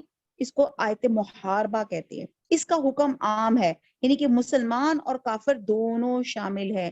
محاربہ کا مطلب ہے کسی منظم اور مسلح جتھے کا اسلامی حکومت کے دائرے میں یا اس کے قریب صحرا وغیرہ میں چلتے پھرتے قافلوں یا افرادوں پہ حملہ کرنا اور قتل و غارت کرنا، اغوا یا آبرو ریزی وغیرہ کرنا۔ تو اس کی اللہ تعالیٰ نے 4 سزائیں بتائی گئی ہیں جو اس وقت کا جو ایڈمنسٹریٹر یا جو آپ کا اس وقت کا جو بادشاہ ہوگا وہ آپ کو بتائے گا کہ وہ کیا ان میں سے کون سی سزا دی جائے۔ اور کہتے ہیں کہ بعض لوگ کہتے ہیں اگر محاربین نے قتل و سلب کیا، یعنی کہ خالی قتل کیا ہے اور دہشت گردی کی ہے تو انہیں قتل اور سولی کی سزا دی جائے۔ جس نے صرف قتل کیا ہے، مال نہیں لیا، اسے قتل کیا جائے۔ جس نے قتل کیا اور مال بھی چھینا، اس کا دایاں ہاتھ اور بایاں پاؤں یا بایاں ہاتھ اور دایاں پاؤں کاٹ دیا جائے۔ اور جس نے نہ قتل کیا نہ مال لیا، صرف دہشت گردی کی، اسے جلا وطن کر دیا جائے۔ بہرحال یہ ایک اللہ تعالیٰ نے شریعت کے طور پہ یہ دیکھیں، یہ اللہ تعالیٰ نے حکم کلیئر کٹ جو ہے وہ نافذ کیا۔ آیت نمبر 34، ہاں جو لوگ اس سے پہلے توبہ کر لیں تو تم ان پہ قابو پالو تو یقین مانو اللہ تعالیٰ بہت بڑی بخشش اور رحم کرنے والا ہے۔ ان اللہ غفور الرحیم۔ آیت نمبر 35، مسلمانوں اللہ تعالیٰ سے ڈرتے رہو، اس کا قرب تلاش کرو۔ قرب، یا ایھا الذین آمنوا اتقوا اللہ وابتغوا الیہ الوسیلۃ، وسیلہ تلاش کرو۔ وسیلہ کے معنی ایسی چیز کے ہیں جو کسی مقصد کے حصول کے لیے اس کے قرب کا ذریعہ ہو۔ اللہ کی طرف وسیلہ تلاش کرو کا مطلب ہے کہ ایسے اعمال اختیار کرو جس سے اللہ کی رضا اور اس کا قرب حاصل ہو جائے۔ وسیلہ جو قربت کے معنی میں ہے، تقوی اور دیگر خصال خیر پہ صادق آتا ہے جن کے ذریعے بندے اپنے رب کا قرب حاصل کرتے ہیں۔ اسی طرح کہتے ہیں کہ برے کاموں سے اپنا آپ کو روکنا بھی اللہ کا قرب حاصل کر دیتا ہے۔ البتہ لیکن جاہلوں نے اس حقیقی وسیلے کو چھوڑ کر قبروں میں مدفون لوگوں کو اپنا وسیلہ بنا لیا جس کی شریعت میں کوئی بنیاد نہیں۔ البتہ حدیث میں اس مقام محمود کو بھی وسیلہ کہا گیا ہے جو آخرت میں نبی صلی اللہ علیہ وسلم کو عطا فرمایا جائے گا۔ اس لیے آپ نے فرمایا کہ جو اذان کے بعد میرے لیے دعائے وسیلہ کرے گا وہ میری شفاعت کا مستحق ہوگا۔ اذان کے بعد آپ دعا پڑھتے ہیں نا، اللہم رب حاذہ الدعوۃ التامۃ والصلاۃ القائمۃ آت محمدا الوسیلۃ والفضیلۃ وابعثہ مقام محمودا للذی وعدت. یہ بخاری اور مسلم دونوں کی حدیث کا مفہوم ہے. تو اللہ سے وسیلہ تلاش کرنا ہے. اللہ سے وسیلہ ہم ایسے بھی تلاش کر سکتے ہیں کہ میں اللہ سے کوئی دعا مانگنا چاہ رہی ہوں، تو آپ نے کوئی ایک ایسی نیکی جو خالص اللہ کی رضا کے لیے کی ہے، آپ اس کو بھی وسیلہ بنا کے اللہ سے دعا مانگ سکتے ہیں کہ یا اللہ، یا رحمان، یا حی یا قیوم، یہ میں نے کوئی چھوٹی پھوٹی نیکی کی ہے، یہ میں نے کوئی عمل کیا ہے، اللہ ربنا تقبل منا، اس سے قبول فرما لیجئے. اور اللہ تعالیٰ آپ کی جو خواہش ہے اللہ تعالیٰ رزق کے حلال، واسع رزق کے حلال عطا فرما دیجئے. جن لوگوں کی پریگننسی ہے اللہ تعالیٰ ان کو صحت تندرستی والی سالیہ اولاد نواز دیجئے. جو بیٹے مانگتے ہیں اللہ تعالیٰ بیٹے عنایت فرما دے، جو بیٹیاں مانگتے ہیں اللہ تعالیٰ بیٹیاں عنایت فرما دے. اور جو اولاد ہے اللہ تعالیٰ ان کو سالیہ، نمازی، پرہیزگار رکھ. اللہ تعالیٰ ہمیں ہمارے والدین کے لیے صدقہ جاریہ اور ہماری اولاد کو ہمارے لیے صدقہ جاریہ بننے کی توفیق عطا فرما. اللہ تعالیٰ امتحان کچھ بچوں کے نزدیک ہیں، اللہ تعالیٰ ان کو امتحانوں میں کامیابیاں عطا فرما، دین دنیا اور آخرت میں ہمارے بچوں کو کامیابیاں دے. اللہ تعالیٰ ہمیں بھی چلتے پھرتے اٹھا اور ہمیں کلمہ نصیب فرما دے. ہم لا الہ الا اللہ محمد رسول اللہ.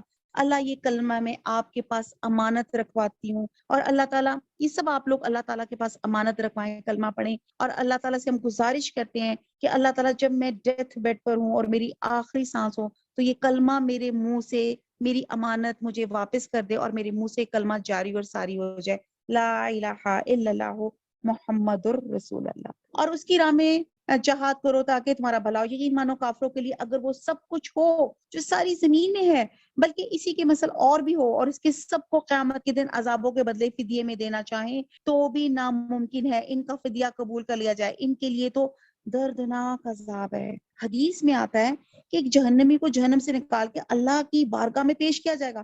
اللہ اس سے پوچھے گا تو نے اپنی آرام کا کیسی پائی؟ وہ کہے گا بدترین آرام کا. اللہ تعالیٰ فرمائے گا کیا تو زمین بھر سونا فدیہ دے کر اس سے چھٹکارا حاصل کرنا پسند کرے گا؟ وہ اس بات میں جواب دے گا. اللہ تعالیٰ فرمائے گا میں نے تو دنیا میں اس سے بھی بہت کم کا تجھ سے مطالبہ کیا تھا، تو نے وہاں اس کی پرواہ نہیں کی اور اسے دوبارہ جہنم میں ڈال دیا گیا. کہنے کی بات، سوچنے کی بات، عمل کی بات کیا ہے؟ آج اس دنیا میں مجھے، میرے لیے، آپ کے لیے وقت ہے. اس کو امہال، مہلت کا قانون کہا جاتا ہے. آج ہم اپنے اللہ کو راضی کر سکتے ہیں. جب قیامت کا فیصلہ ہو جائے گا، جب ہر انسان مر جائے گا اور ہمارے اعمال ہمارے سامنے پیش کیے جائیں گے، تب آپ کا جتنا مرضی اپنے بچوں کے ساتھ محبت پیار کا ہو اور آپ کے بچے کو یا آپ کے والدین کو ایک نیکی سے جہنم اور جہنم میں جانے سے رہ گئے ہوں تو کہتے رہے کہ یار بیٹا مجھے ایک نیکی دے دو، آپ کی مجال نہیں ہوگی، آپ کی اوقات نہیں ہوگی کہ آپ اس وقت کوئی بھی چیز اللہ کے حکم کے بغیر آپ شفاعت یا وہ گرانٹ کر سکے. تو آج اس وقت ہمارے پاس موقع ہے. اللہ تعالیٰ اتنی پیاری مثال سے دے رہے ہیں کہ اگر جہنمی کو نکالا جائے اور اسے کہے کہ تو تمہاری پراپرٹی تھی، کتنا میں شوق ہوتا ہے جی، میرے اتنے کنال، اتنی میری پراپرٹی یا اتنی چیزوں کا میں سونے کا مالک ہوں. اللہ تعالیٰ کہے گا یہ سانا، وہ بندہ جہنمی کہے گا اللہ میری ساری پراپرٹی لے لو، میرے سارا سونا لے لو، پر میرا عذاب ہلکا کر دے. اللہ تعالیٰ کہیں گے نہیں، میں نے دنیا میں تم سے بہت آسان بات مانگی تھی کہ اس قرآن کو سمجھو، اس کو عمل میں لے آؤ، بس that's it. حقوق اللہ، حقوق العباد کا خیال رکھ لو. زندگی انجوائمنٹ، انٹرٹینمنٹ کا نام نہیں ہے. کریں، پر وہ کریں جو اللہ کی اطاعت کے اندر آتی ہو، اللہ اور اس کی رسول کی احکامات کے اندر اپنی زندگی گزاریں. اپنی خواہشات کو اللہ اور اس کے رسول کی خواہشات کے تابع کر دیں. چوری کرنے والے مرد اور عورت کے ہاتھ کاٹ دیا کرو. اب یہ پھر شریعت کی سزائیں، میں بار بار کہتی ہوں اگر شریعت نافذ ہو جائے، اگر آج چوری کاٹنے پہ اگر سرے عام چوک میں مرد یا عورت کے ہاتھ کاٹ دیے جائیں تو اگلی دفعہ میں اور آپ دونوں ڈریں گے، ہمیں ہاتھ زیادہ پیارے ہوں گے. ہم کہیں گے کہ نہیں، ہمیں ہاتھ زیادہ پیارے ہیں، ہم چوری نہیں کریں گے، ہمیں ہاتھ زیادہ پیارے ہیں. یہ بدلہ ہے اس کا جو انہوں نے کیا. عذاب اللہ تعالیٰ کی طرف سے ہے اور اللہ تعالیٰ قوت و حکمت والا ہے. جو شخص اپنے گناہ کے بعد توبہ کر لے، اصلاح کر لے، تو اللہ تعالیٰ رحمت کے ساتھ اس کی طرف لوٹتا ہے. یقین اللہ تعالیٰ معاف فرمانے والا مہربانی کرنے والا. کیا تجھے معلوم نہیں کہ اللہ تعالیٰ ہی کے لیے زمین اور آسمان کی بادشاہت ہے, جسے چاہے سزا دے اور جسے چاہے معاف کر دے. اللہ تعالیٰ ہر چیز پر قادر ہے. اے رسول آپ ان لوگوں کے پیچھے نہ پڑیں جو کفر میں سبقت کر رہے ہیں, خواہ وہ ان منافقوں میں سے ہوں جو زبانی تو ایمان کا دعویٰ کرتے ہیں لیکن حقیقتاً ان کے دل با ایمان نہیں. اور یہودیوں میں سے کچھ لوگ ایسے ہیں جو غلط باتیں سننے کے عادی ہیں, ان لوگوں کے جاسوس ہیں جو اب تک آپ کے پاس نہیں آئے. وہ کلمات کے اصل موقع کو چھوڑ کر انہیں متغیر کر دیتے اور کہتے ہیں اگر تم یہی حکم دیے جاؤ تو قبول کر لینا, اگر یہ حکم نہ دیے جاؤ تو الگ تھلگ رہنا, اور جس کا خراب کرنا اللہ کو منظور ہو تو آپ اس کے لیے خدائی ہدایت میں سے کوئی چیز کے مختار نہیں. اللہ تعالیٰ کا ارادہ ان کے دلوں کو پاک کرنے کا نہیں, ان کے لیے دنیا میں بھی بڑی ذلت اور رسوائی ہے اور آخرت میں بھی ان کے لیے بڑی سخت سزا ہے. آیت نمبر 41 سے لے کر 44 تک کی شان نزول میں 2 واقعات بیان کیے جاتے ہیں. ایک تو کچھ یوں تھا کہ 2 شادی شدہ یہودی زانی یعنی کہ مرد اور عورت تھا, انہوں نے اپنی کتاب تورات میں رد و بدل کر دیا تھا, اور وہ فیصلے کے لیے جب حضور صلی اللہ علیہ وسلم کے پاس گئے تو انہوں نے کہا کہ ہمارا ایجاد کردہ طریقے کے مطابق کوڑے ماریں اور منہ کالا کرنے کی سزا کا فیصلہ کیا تو ہم مان لیں گے, اور اگر رجم کا فیصلہ کیا تو ہم نہیں مانیں گے. چنانچہ حضرت عبداللہ بن عمر فرماتے ہیں کہ یہودی نبی صلی اللہ علیہ وسلم کی خدمت میں حاضر ہوئے تو آپ نے ان سے پوچھا کہ تورات میں رجم کی بابت کیا ہے, تو اس نے کہا کہ تورات میں زنا کی سزا کوڑے مارنا اور رسوا کرنا ہے. عبداللہ بن سلام نے کہا تم جھوٹ کہتے ہو, تورات میں رجم کا حکم موجود ہے, جاؤ تورات لاؤ. تورات لائے, وہ پڑھنے لگے تو آیت رجم پہ ہاتھ رکھ کر آگے اور پیچھے کی آیات پڑھ دی, یعنی کہ اس کو omit کر گئے ان آیات کو. اور یہی ایکچولی وہ کیا کرتے تھے, رات کو جو نسخہ تھا وہ عالموں کے پاس ہی ہوتا تھا, وہ اس میں سے جو کہہ دیتے تھے وہ لوگوں کو ماننا پڑتا تھا, بیکاز اس کو جسٹیفائی کرنے کے لیے ان کے پاس تورات نہیں تھی, وہ اپنے مرضی کے فتوے صادر کرتے تھے. الحمدللہ اس وقت ہم سب سے پوچھیں تو قرآن کے کئی نسخے ہمارے گھروں میں موجود ہیں. تو یہاں پہ انہوں نے کیا کیا تھا, عبداللہ بن سلام نے کہا ہاتھ اٹھاؤ, ہاتھ اٹھایا تو وہاں آیت رجم تھی. بلاخر انہیں اعتراف کرنا پڑا کہ محمد صلی اللہ علیہ وسلم سچ کہتے ہیں, تورات میں آیت رجم موجود ہے. چنانچہ دونوں زانیوں کو سنسار کیا گیا. اور دوسرا واقعہ بھی کچھ ایسے ہی ہے کہ یہود کا ایک قبیلہ اپنے آپ کو دوسرے یہودی قبیلے سے زیادہ معزز اور محترم سمجھتا تھا. اس کے مطابق مقتول کی دیت 100 وسق اور دوسرے قبیلے کی مقتول کی 50 وسق, یعنی کہ اپنے لیے ان کی سزا کا آدھا تھا. ان شارٹ یہ تو یہاں پہ بھی انہوں نے کہا کہ کیونکہ ہم تو لاڈلے ہیں, ہمیں تو وہ سزا نہیں ملنی چاہیے جو نان یہودی کو زیادہ ملنی چاہیے. تو جن نے ایک آیت میں قصاص میں اللہ تعالیٰ نے برابری کا حکم بھی ان کو دے دیا. آیت نمبر 42, یہ کان لگا کے جھوٹ کے سننے والے اور جی بھر کے حرام کے کھانے والے, اگر یہ تمہارے پاس آئیں تو تمہیں اختیار ہے, خواہ ان کے آپس کا فیصلہ کرو خواہ ان کو ٹال دو, اگر تم ان سے منہ بھی پھیرو گے تو بھی تم کو ہرگز کوئی ضرر نہیں پہنچا سکتے. اگر تم فیصلہ کرو تو ان میں عدل و انصاف کے ساتھ فیصلہ کرو, یقیناً عدل والوں کے ساتھ اللہ محبت رکھتا ہے. تعجب کی بات ہے کہ وہ کیسے اپنے پاس تورات ہوتے ہی جس میں احکام الہی ہیں تم کو منسوخ بناتے ہیں, پھر اس کے بعد بھی پھر جاتے ہیں. دراصل یہ ایمان و یقین والے ہی نہیں, ہم نے تورات نازل فرمائی جس میں ہدایت اور نور ہے. یہودیوں میں اسی تورات کے ساتھ اللہ تعالیٰ کے ماننے والے انبیاء علیہ السلام اہل اللہ اور علماء فیصلہ کرتے تھے, کیونکہ انہیں اللہ کی اس کتاب کی حفاظت کا حکم دیا گیا تھا اور اس پہ اقراری گواہ تھے. اب تمہیں چاہیے کہ لوگوں سے نہ ڈرو اور صرف میرا ڈر رکھو, میری آیتوں کو تھوڑے مول پر نہ بیچو, یعنی کہ ان کے اندر کوئی چینجز مت لے کر آؤ, کیونکہ اللہ تعالیٰ نے تو قرآن کی حفاظت کا ذمہ تو اللہ تعالیٰ نے خود دیا ہوا ہے. جو لوگ اللہ کی اتاری ہوئی وحی کے ساتھ فیصلے نہ کریں وہ پورے اور پختہ کافر ہیں. اور ہم نے یہودیوں کے ذمے تورات میں یہ بات مقرر کر دی تھی کہ جان کے بدلے جان, آنکھ کے بدلے آنکھ اور ناک کے بدلے ناک, اور کان کے بدلے کان اور دان کے بدلے دان, اور خاص زخموں کا بھی بدلہ ہے. پھر جو شخص اس کو معاف کر دے تو اس کے لیے کفارہ ہے, اور جو شخص اللہ کے نازل کیے ہوئے حکم مطابق حکم نہ کرے تو وہی ظالم لوگ ہیں, وہی لوگ ظالم ہیں. ہم نے ان کے پیچھے عیسیٰ بن مریم کو بھیجا. پھر آپ دیکھیں عیسیٰ بن مریم, عیسیٰ مریم کے بیٹے جو اپنے سے پہلے کی کتاب یعنی کہ تورات کی تصدیق کرنے والے تھے. ہم نے انہیں انجیل عطا فرمائی جس میں نور اور ہدایت تھی. وہ اپنے سے پہلی کی کتاب تورات کی تصدیق کرتی تھی اور وہ سراسر ہدایت اور نصیحت تھی پارسا لوگوں کے لیے. اور انجیل والوں کو بھی چاہیے کہ اللہ تعالیٰ نے جو کچھ انجیل میں نازل فرمایا ہے اس کے مطابق حکم کریں, اور جو اللہ تعالیٰ کے نازل کردہ سے ہی حکم نہ کریں وہ بدکار اور فاسق ہے. ایکچولی اللہ تعالیٰ نے جو ایکچولی کہتے ہیں کہ جو مشہور صحائف جو اللہ تعالیٰ نے اتارے وہ 4 تھے، اور انجیل تورات حضرت موسیٰ علیہ السلام پر، اور انجیل جو تھی حضرت عیسیٰ علیہ السلام پہ اتاری گئی۔ اب یہ تمام جو آیات، یہ قرآنی کتابیں تھیں، ہم ان سب پہ یقین رکھتے ہیں، لیکن ماننے کی کتاب کیا ہے؟ قرآن مجید، کیونکہ ان تمام چیزوں میں لوگوں نے ایڈیشنز یعنی کہ سبٹریکشنز اپنے مرضی کے فتوے ڈال دیے میں اور کچھ نکال دیے میں اللہ کی باتوں کو، اور کیونکہ قرآن کی حفاظت کا ذمہ اللہ تعالیٰ نے لیا ہے، اور اس قرآن میں بیسیکلی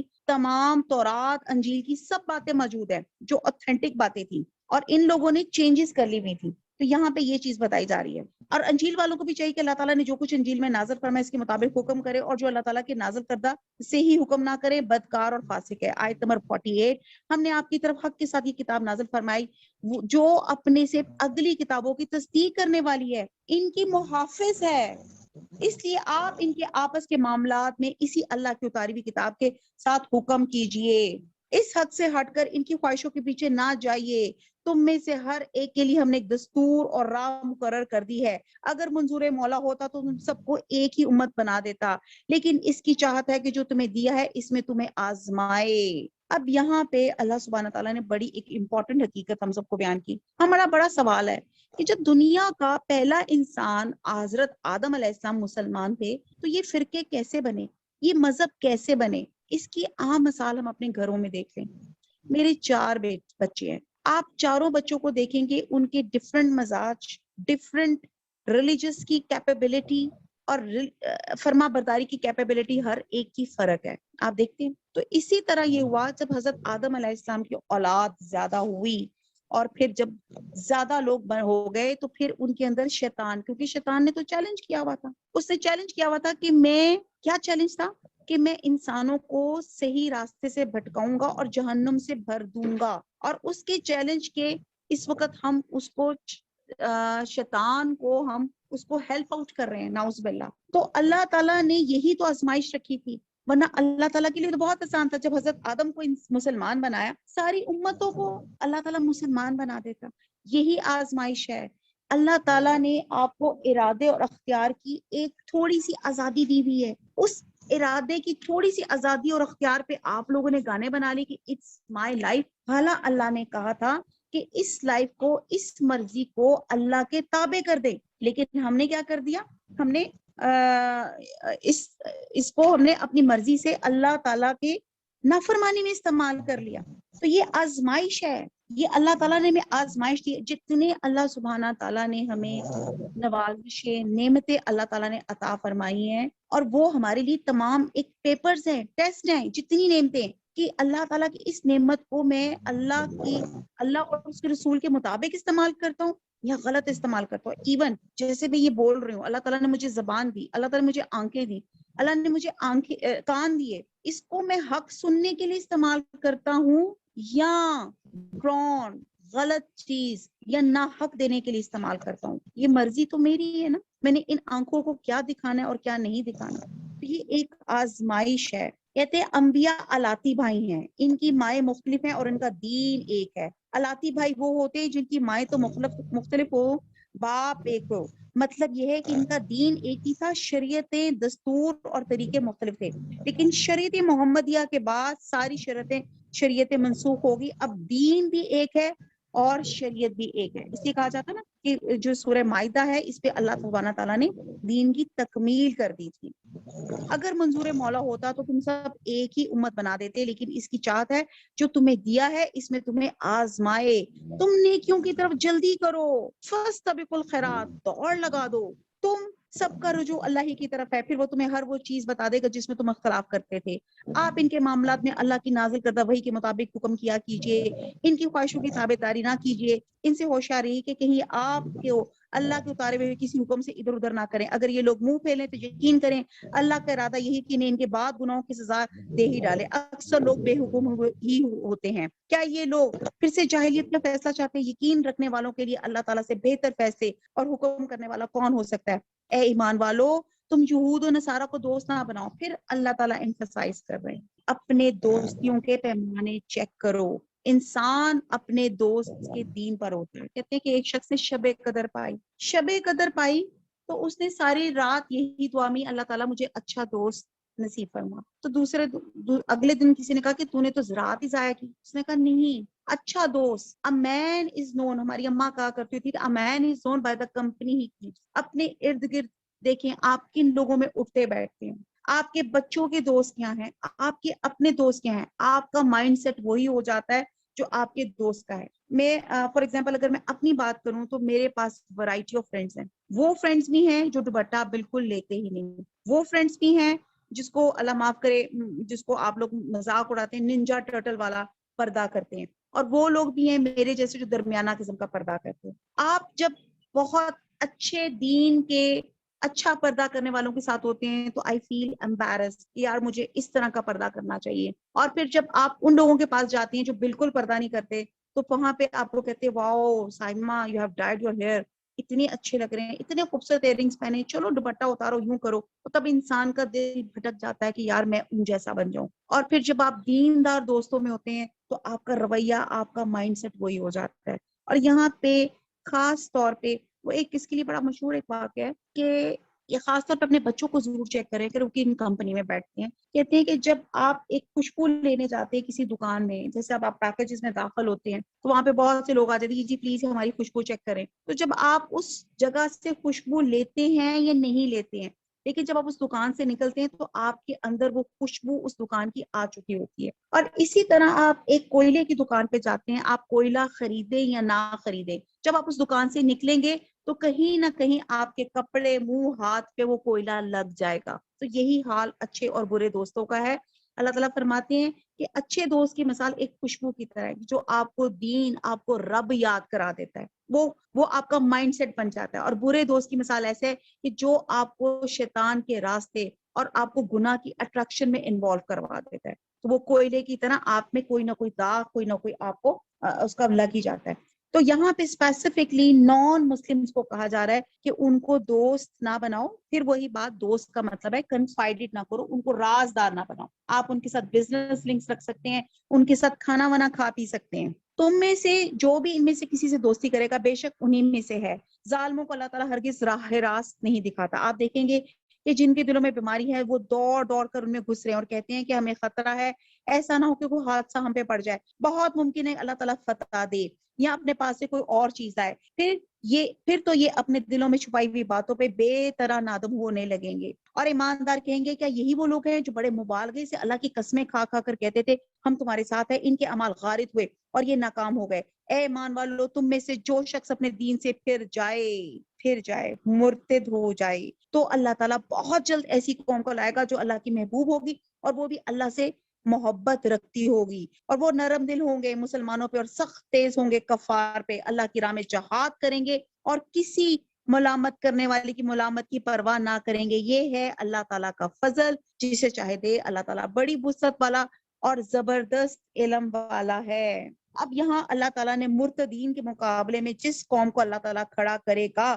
اللہ تعالیٰ اس کے لیے 4 یہاں پہ صفات بتائی جا رہی ہیں. انہی کے بنی اسرائیل کو دیکھیں آپ نے, جب اس نے نافرمانی کی حد کرتے گئے, بار بار نامہ, تو اللہ تعالیٰ نے ایک اور قوم ان کے اوپر ڈال دی. اچھا زیادہ دور نہ جائیں, انڈس ویلی سیولائزیشن کو اگر آپ دیکھیں, ٹیکسلا اور یہ ہمارے پاکستان کے اندر ہی ہیں. وہاں پہ جب لوگوں نے کھدائی کی, آرٹیفیکٹس وغیرہ اکٹھے کیے, تو انہوں نے دیکھا کہ یار یہ تو بڑی کلچرڈ قوم تھی, یہ تو پینٹس بڑے اچھے کرتے تھے, یہ تو ان کی اسکلپچر بہت اچھا تھا, اور ان کا آرکیٹیکچر بڑا اچھا تھا. ان کے جو گھر تھے وہ ڈبل سٹوری تھے. اور پھر انہوں نے اس پائپیں وغیرہ بھی دیکھی تو انہوں نے دیکھا کہ سیوریج کے پائپس نہیں ہیں. پھر انہوں نے اور کھدائی کی تو پتہ چلا یہ لوگ تو اٹیچ واش رومز بھی تھے ان کے. پھر انہوں نے اور کھدائی کی اور ریسرچ کی تو پتہ چلا کہ یہاں پہ گورنمنٹ بھی تھی, یہاں پہ ایڈمنسٹریشن بھی تھی, یہاں پولیس بھی تھی, عدلیہ بھی تھا, اور بہت اچھا نظام تھا. اور وہ بہت اچھا نظام تھا, سب کچھ چیک کر لیا, لیکن یہ پتہ نہیں چلا کہ یہ قوم آنن فانن اس کا یہ مٹ کیسے گئی صفحہ ہستی سے. وہ نشان, وہ کھنڈر ہمیں یہ تو بتا رہے کہ بڑی سیویلائزڈ قوم تھی, لیکن وہ کہاں کیوں ختم ہوئی یہ نہیں پتا چلا.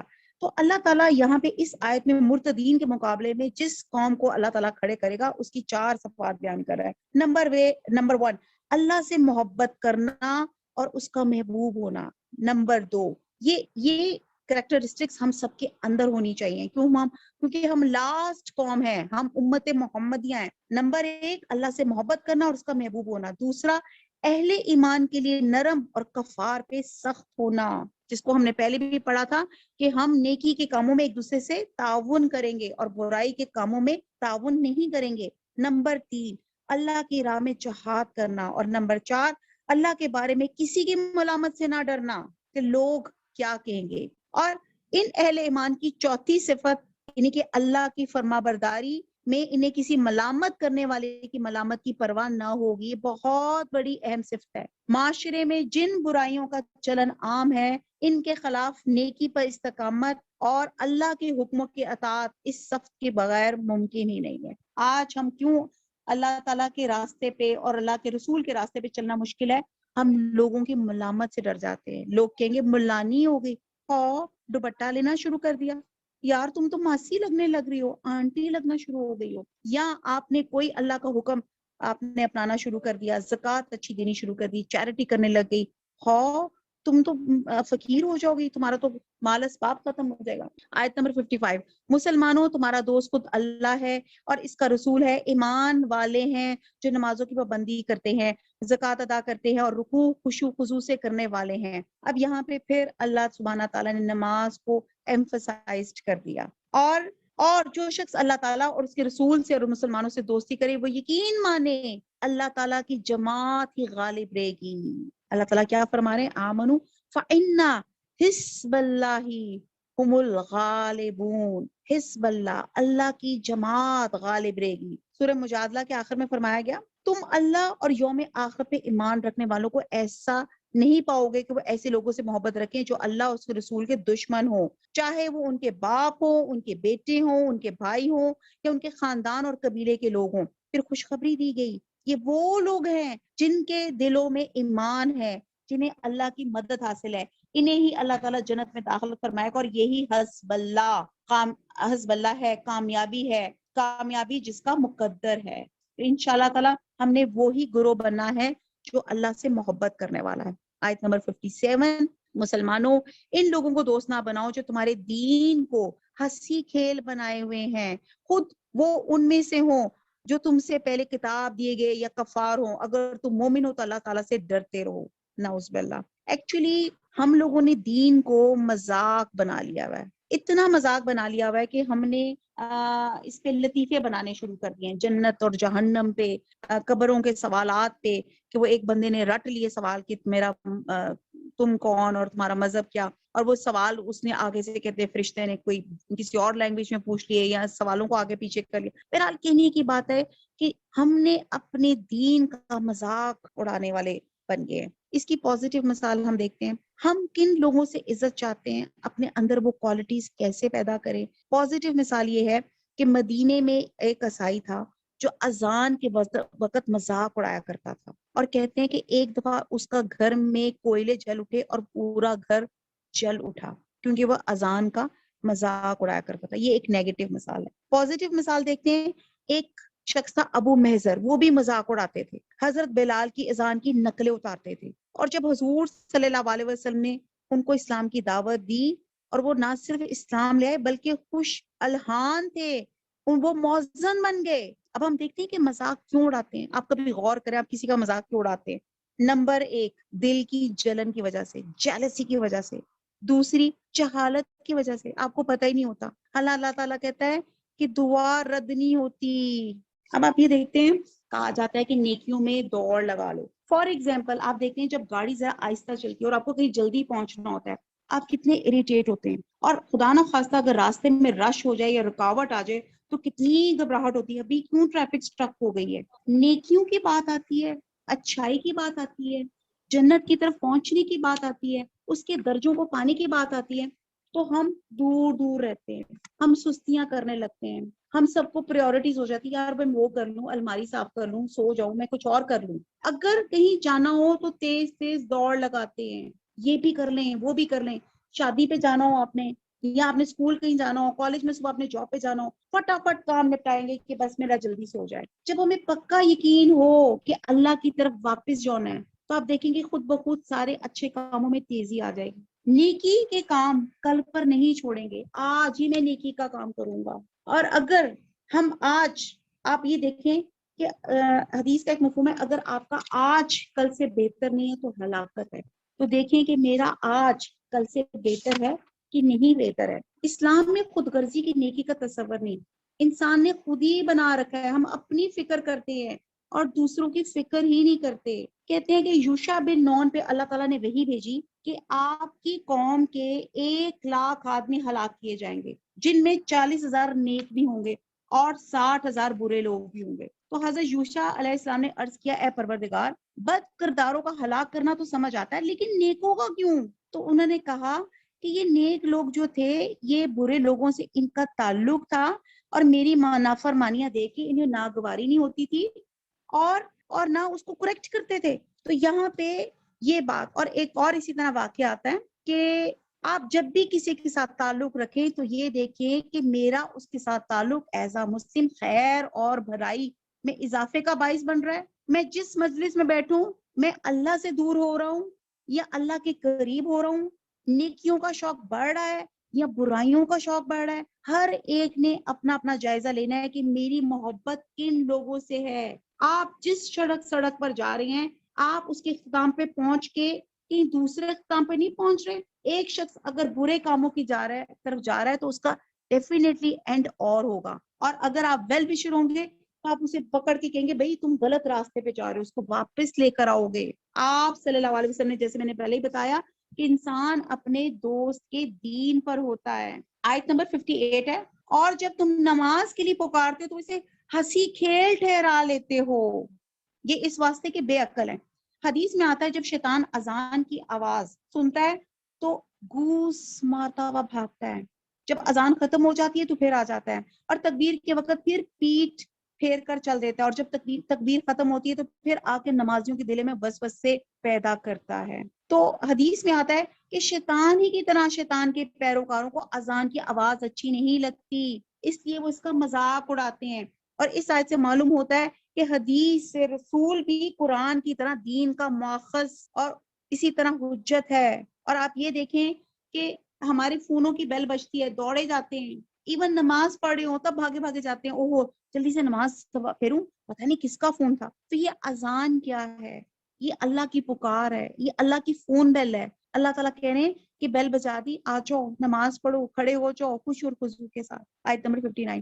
آپ کہہ دیجئے اے یہودی اور نصرانیوں، تم ہم میں سے صرف اس وجہ سے دشمنیاں کر رہے ہو کہ ہم اللہ تعالیٰ پر اور جو کچھ ہماری جانب نازل کیا گیا اور جو کچھ اس سے پہلے اتارا گیا اس پر ایمان لائے، اس لیے بھی کہ تم میں اکثر فاسق ہیں. کہہ دیجئے کہ میں تمہیں بتلاؤں کہ اس سے بھی زیادہ برے اجر پانے والے اللہ تعالیٰ کے نزدیک کون ہے؟ وہ جس پر اللہ تعالیٰ نے لعنت کی، اس پہ وہ غصہ ہوا اور ان میں سے بعض کو بندر اور خنزیر بنا دیا، اور جنہوں نے معبودان باطل کی پرستش کی، یہی لوگ بدتر درجے والے ہیں اور یہی راہ سے بہت زیادہ بھٹکنے والے ہیں. اور جب تمہارے پاس آتے ہیں تو کہتے ہیں ہم ایمان لائے، حالانکہ وہ کفر کیے ہوئے ہی وہ آتے ہیں اور اسی کفر کے ساتھ ہی گئے بھی، اور یہ جو کچھ چھپا رہے ہیں اسے اللہ تعالیٰ خوب جانتا ہے. آیت نمبر 62.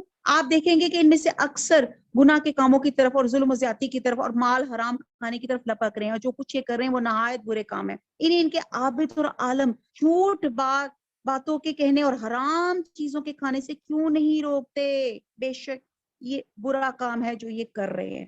اب یہاں پہ مشائخ دین اور جو آپ کے ریلیجس لیڈرز ہیں، جو آپ کے مینٹرز ہیں، ان کے اوپر کہا جا رہا ہے کہ ایک تو وہ بھی روکیں اور ہم نے بھی ایک دوسرے کو برے کاموں سے روکنا ہے. آیت نمبر 64. یہودیوں نے کہا اللہ تعالیٰ کے ہاتھ بندھے ہوئے ہیں، انہی کے ہاتھ بندھے ہوئے ہیں.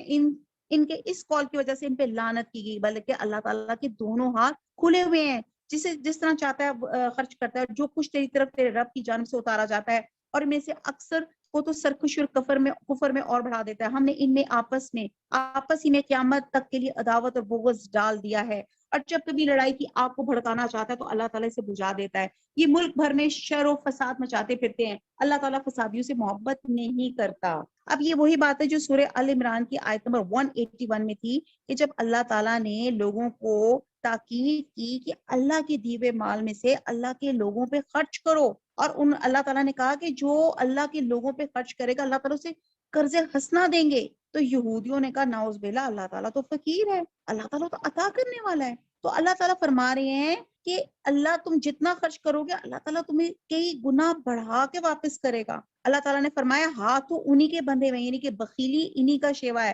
اللہ تعالیٰ کی تو دونوں ہاتھ کھلے ہوئے ہیں, وہ جس طرح چاہتا ہے نوازتا ہے. اور اس کے لیے بڑی خوبصورت ایک سورہ ابراہیم کی ہے کہ تم نے جو کچھ اس سے مانگا وہ اس نے تمہیں دیا. اچھا یہاں میری پیاری سسٹرز, آپ میں سے جو کوئی دعا کرنا چاہتے ہیں, آپ کو پتا ہے اس محفل کو اللہ فرشتوں نے گھیرا ہوا ہے, اور اپنی نیتوں کو خالص کریں, اور جو آپ کے دل میں جو آپ کی تڑپ ہے وہ اللہ سے ضرور مانگے, چاہے وہ دنیا کی ہے اور آخرت کی ہے. اللہ تعالیٰ میں تو یہی دعا مانگوں گی, ربنا آتنا فی الدنیا حسنۃ وفی الآخرۃ حسنۃ وقنا عذاب النار. اللہ تعالیٰ اس دنیا میں اتنی بھلائیاں کر دے, یہ دنیا ہمارے لیے آخرت کی کھیتی بنا دے, اس میں اتنے اچھے عملوں کے ہم بیج بوئے کہ آخرت میں ہمیں اس کا اچھا صلہ جنت الفردوس کی شکل میں ملے. سورہ ابراہیم میں ہے تم نے جو کچھ اس سے مانگا اس نے تمہیں دیا. اللہ کی نعمتیں اتنی ہیں کہ تم گن نہیں سکتے. انسان نادان اور نہایت ناشکرا ہے. حدیث میں بھی نبی صلی اللہ علیہ وسلم نے فرمایا کہ اللہ کا دایاں ہاتھ بھرا ہوا ہے, رات دن خرچ کرتا ہے لیکن کوئی کمی نہیں آتی. ذرا دیکھو جب آسمان اور زمین اس نے پیدا کیے وہ خرچ کر رہا ہے لیکن اس کے ہاتھ کے خزانے میں کمی نہیں ہوئی. آپ دیکھتے ہیں ایک ہی فصل ایک ہی کھیت ہوتا ہے, بار بار اس میں سے فصلیں اگتی ہیں, ایک اگتی ہے دوسری اگتی ہے, ایک دانہ جو ہم بیج زمین پر ڈالتے ہیں وہ زمین میں گم ہو جاتا ہے, لیکن اللہ تعالیٰ اس میں سے کیا کیا غلے اور فصل نکالتے ہیں. ہم ٹپس پہ گن سکتے ہیں, آپ گنے ذرا. سب میری بہنیں یہ آپ کو ہوم ورک ہے ابھی, اور مجھے آفٹر دا کلاس آپ نے گروپ میں میسج کرنا ہے. آپ نے مجھے صرف ٹپ پر گن کر بتانا ہے آپ کی مشکلات کیا ہیں, آپ کن لوگوں کو ناپسند کرتے ہیں, ذرا آپ نے گن کر بتانا ہے کہ آپ کی مشکلات کتنی ہیں. 4 ہیں, 8 ہیں, 10 ہیں. کتنے لوگ آپ ناپسند کرتے ہیں, 2 ہیں, 4 ہیں, 6 ہیں. لیکن آپ کو یہ پتا ہے آپ نعمتوں اور دوستوں کو گن ہی نہیں سکتے. کتنی بڑی بات ہے کہ ہم اللہ کی نعمتوں کو گن ہی نہیں سکتے, اور مشکلات اور پریشانیاں یہ گنی چنی ہوتی ہیں. اور انہی مشکلات میں یہ جو آزمائش کا دور ہوتا ہے اس میں انسان آپ کو ڈی ٹریک کر لیتا ہے, آپ کو اچھائی کے راستے سے برائی کے راستے کی ٹریک پہ لے آتا ہے. آیت نمبر 65, اگر یہ اہل کتاب ایمان لاتے اور تقوی اختیار کرتے تو ہم ان کی تمام برائیاں معاف فرماتے اور ضرور انہیں راحت اور آرام کی جنتوں میں لے جاتے.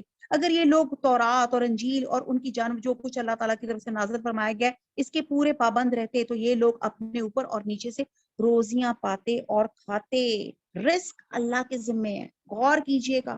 سورہ اعراف میں ہے اگر بستی والے ایمان لائے ہوتے اور انہوں نے تقوی اختیار کیا ہوتا تو ہم ان پر آسمان اور زمین کے برکات کے دروازے کھول دیتے. تو رزق جو بچہ پیدا ہوتا ہے اپنا رزق ساتھ لے کر آتا ہے. ایک جماعت تو ان میں سے درمیانے روش کیا, باقی ان میں سے بہت سے لوگوں کے برے اعمال ہیں.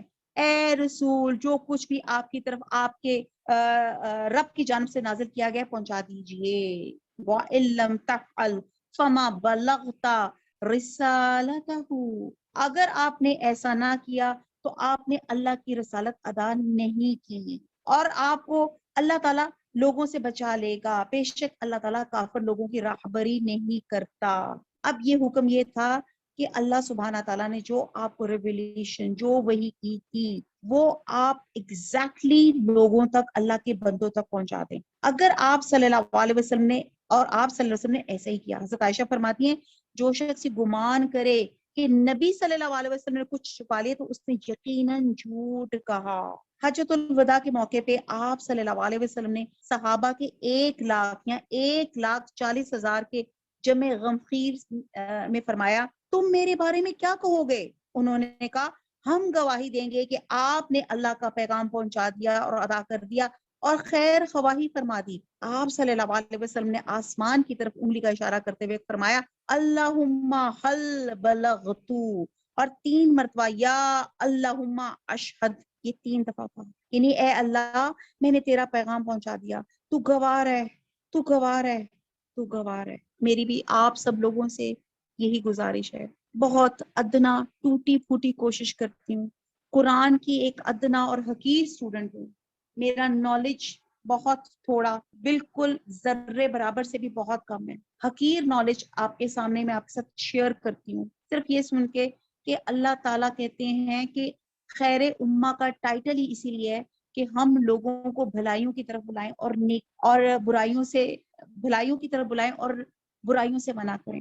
آپ سے میری صرف ایک ہی گزارش ہے کہ میں آپ سے بھی گواہی مانگتی ہوں کہ آپ لوگ کیا سوچتے ہیں کہ جو میں ٹوٹا پھوٹا میرا علم تھا، میں نے اللہ کا یہ کلام میں نے آپ تک پہنچانے کی ٹوٹی پھوٹی جو کوشش کی، اللہ تعالیٰ قبول فرما لے. اور مجھے اس پہ صرف مجھے آپ کی گواہی چاہیے. اور یقین جانیں کہ جنت میں انشاءاللہ تعالیٰ یا روز اکاؤنٹیبلٹی والے دن انشاءاللہ تعالیٰ ہم ایک دوسرے کی گواہی دیں گے کہ ہم خالص اللہ سبحانہ تعالیٰ اس وقت میں اپنی نیند قربان کر کے، اپنے گھر کے کام قربان کر کے، کچن کے اور پتہ نہیں بچوں کے ٹیوشنز کے واٹ ایور جو آپ کے کام تھے، آپ نے قربان کر کے اللہ کی رضا کے لیے گھنٹے یہ ٹائم نکالا.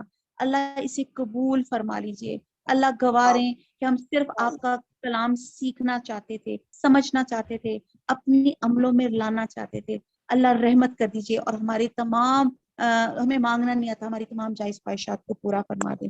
تو مجھے بس صرف آپ کی گواہی چاہیے اور اللہ تعالیٰ ہم گواہ سب رہی ہے. آپ بھی، میں نے بھی آپ کا ہم کلام سب کوشش کی ہے کہ ماشاء قرآن اور حدیث کی روشنی میں اس کو پہنچانے کی کوشش کروں. ماشاء اللہ آپ اتنا بہترین کلام پیش کر رہی ہیں، اس سے بڑی کیا چیز ہو سکتی ہے. ہم سب گواہ ہیں. اللہ تعالیٰ ہم کو بھی اس سے بھی اچھا اسی طرح ہمیں بھی اسی طرح علم دے دے. اللہ سب کو دے دے. میں تو سب کے لیے دعا کرتی ہوں. اللہ تعالیٰ آیت نمبر 68 آپ کہہ دیجئے کہ اہل کتاب تم دراصل کسی چیز پر نہیں جب تک کہ تورات اور انجیل کو جو کچھ تمہاری طرف تمہارے رب کی طرف سے اتارا گیا ہے قائم نہ کرو. جو کچھ آپ کی جانب آپ کے رب کی طرف سے اترا ہے وہ ان میں سے بہتوں کو شرارت اور انکار میں اور بھی بڑھائے گا. تو آپ ان کافروں پہ غمگین نہ ہو. مسلمان، یہودی، ستارہ پرست اور نصرانی کوئی ہو جو بھی اللہ تعالیٰ اور قیامت کے دن پر ایمان لائے اور نیک عمل کرے وہ محض بے خوف رہے گا اور بالکل بے غم ہو جائے گا. آیت نمبر 70 ہم نے بالیقین بنو اسرائیل سے عہد و پیمان لیا، ان کی طرف رسولوں کو بھیجا. جب کبھی رسول ان کے پاس وہ احکام لے کر آئے جو ان کی اپنی منشا کے خلاف تھے تو انہوں نے ان کی ایک جماعت کی تکذیب کی اور ایک جماعت کو قتل کر دیا اور سمجھ بیٹھے تھے کہ کوئی پکڑ نہ ہوگی، بس اندھے بہرے بن بیٹھے. پھر اللہ تعالیٰ نے ان پر متوجہ ہوا، اس کے بعد بھی ان میں ایسے اکثر اندھے بہرے ہو گئے. اللہ تعالیٰ ان کے اعمال کو بخوبی دیکھنے والا ہے. بے شک وہ لوگ کافر ہو گئے جن کا قول ہے کہ مسیح ابن مریم ہی اللہ تعالیٰ ہے. حالانکہ خود مسیح نے ان سے کہا تھا اے بنی اسرائیل اللہ ہی کی عبادت کرو جو میرا اور تمہارے سب کا رب ہے. یقین مانو، یعنی کہ ان کی خود ورڈنگز یہی تھی. کسی نبی نے آج تک یہ نہیں کہا. انہوں نے کہا تھا انی عبد اللہ، میں اللہ کا بندہ اور اس کا رسول ہوں، مجھے اس نے کتاب بھی عطا کی ہے. حضرت مسیح نے یہ نہیں کہا تھا کہ میں اللہ یا اللہ کا نعوذ باللہ بیٹا ہوں. یقین مانو جو شخص اللہ کے ساتھ شریک کرتا ہے اللہ تعالیٰ اس پہ جنت حرام کر دی ہے، اس کا ٹھکانہ جہنم ہی ہے اور گناہ گاروں کی مدد کرنے والا کوئی نہیں ہوگا. وہ لوگ بھی قطعاً کافر ہو گئے جنہوں نے کہا اللہ تین میں کا تیسرا ہے. دراصل سوا اللہ تعالیٰ کی کوئی معبود نہیں. اگر یہ لوگ اپنے اس قول سے باز نہ رہے تو ان میں سے جو کفر پہ رہیں گے انہیں المناک عذاب ضرور پہنچیں گے. یہ لوگ کیوں اللہ تعالیٰ کی طرف نہیں جھکتے اور کیوں استغفار نہیں کرتے؟ اللہ تعالیٰ تو بہت ہی واللہ غفور الرحیم، بہت ہی بخشنے والا اور بڑا ہی مہربان ہے. سورہ مائدہ میں ہے کہ تو نے لوگوں سے کہا تھا کہ مجھے اور میری ماں کو اللہ کے سوا معبود بنا لے. اس سے معلوم ہوتا ہے کہ عیسیٰ علیہ السلام اور مریم ان دونوں کو عیسائیوں نے الہ بنا دیا تھا، نعوذ باللہ. آیت نمبر 75 مسیح ابن مریم سوا پیغمبر ہونے کے اور کچھ بھی نہیں. اس سے پہلے بھی بہت سے پیغمبر ہو چکے. اس کی والدہ ایک راست باز عورت تھی. دونوں ماں بیٹے کھانا کھایا کرتے تھے. آپ دیکھیے کس طرح ہم ان کے سامنے دلیلیں رکھتے ہیں اور پھر غور کیجئے کہ کس طرح وہ پھرے جاتے ہیں. اب کیوں کہا جا رہا ہے کھانے پینے کا، کیوں کہا جا رہا ہے؟ ایکچولی آپ دیکھتے ہیں کہ ہماری جو انسان بیسک ہم جو ہیومن ہے ہمارے اندر ایک انسٹنکٹ ہے کہ ہمیں بھوک بھی لگتی ہے، ہمیں پیاس بھی لگتی ہے، ہمیں نیند بھی آتی ہے، ہمیں اونگ بھی آتی ہے. اور ہم نے اللہ کا پیچھے انٹروڈکشن آیت الکرسی میں کیا پڑھا؟ اللہ لا الہ الا هو الحی القیوم لا تاخذہ سنۃ ولا نوم، کہ اللہ وہ ذات ہے جس نے ہم سب کو پیدا کیا، وہ خالق ہے اور اس نے نہ صرف ہمیں پیدا کیا بلکہ ہمیں سروائیو ہونے کے لیے جن جن چیزوں کی ضرورت تھی وہ اللہ تعالیٰ نے ہمیں سروائیول کٹ بھی پرووائڈ کی ہمیں اللہ سبحانہ تعالیٰ نے. تو یہ ماں بیٹی کے کھانے پینے کا بتایا کہ یہ ایک انسان تھے. اللہ سبحانہ تعالیٰ کو اللہ رزق عطا کرتا ہے، اس کو رزق کھانے کی ضرورت نہیں ہے. اللہ تعالیٰ نے ہمارے لیے نیند دن اور رات بنائے. اللہ تعالیٰ کو تو اونگ بھی نہیں آتی، وہ آل ٹائم ہمیں واچ کر رہا ہوتا ہے. تو یہاں پہ یہ بتایا جا رہا ہے کہ یہ انسان تھے کیونکہ یہ کھانا کھاتے تھے، یعنی کہ ان کی بیسک انسٹنکٹ بتائیے. اللہ تعالیٰ کہتے ہیں کس طرح دلیلوں سے میں یہ بات آپ کو واضح کر رہا ہوں. آیت نمبر 76 آپ کہہ دیجئے کہ تم اللہ کے سوا ان کی عبادت کرتے ہو جو نہ تمہارے کسی نقصان کے مالک نہ کسی نفع کے. اللہ خوب سننے اور پوری طرح جاننے والا ہے. کہہ دیجئے اے اہل کتاب اپنے دین میں نہ غلو اور زیادتی نہ کرو اور ان لوگوں کی نفسانی خواہش کی پیروی نہ کرو جو پہلے سے بہک چکے ہیں اور بہتوں کو بہکا بھی چکے ہیں، سیدھی راہ سے ہٹ گئے ہیں. بنی اسرائیل کے کافروں پہ حضرت داؤد علیہ السلام اور حضرت بن مریم کی زبانی لعنت کی گئی. لعنت کا مطلب ہوتا ہے اللہ کی رحمت اور خیر سے دوری. اور یہ لعنت کیوں آتی ہے؟ جب آپ نافرمانی میں بہت حد سے بڑھ جائیں، جب آپ شرک کرنے لگ جائیں، جب آپ بدعت میں انوالو ہو جائیں اور اللہ کے احکام کا مذاق اڑانے لگ جائیں، جب برائی اور شرک بہت زیادہ ہو جائے. آگے اللہ تعالیٰ کلیئر کٹ بتا رہے اس وجہ سے کہ وہ نافرمانیاں کرتے تھے اور حد سے آگے بڑھ جاتے تھے. آیت نمبر 79 اور وہ آپس میں ایک دوسرے کو برے کاموں سے جو وہ کرتے تھے روکتے نہ تھے.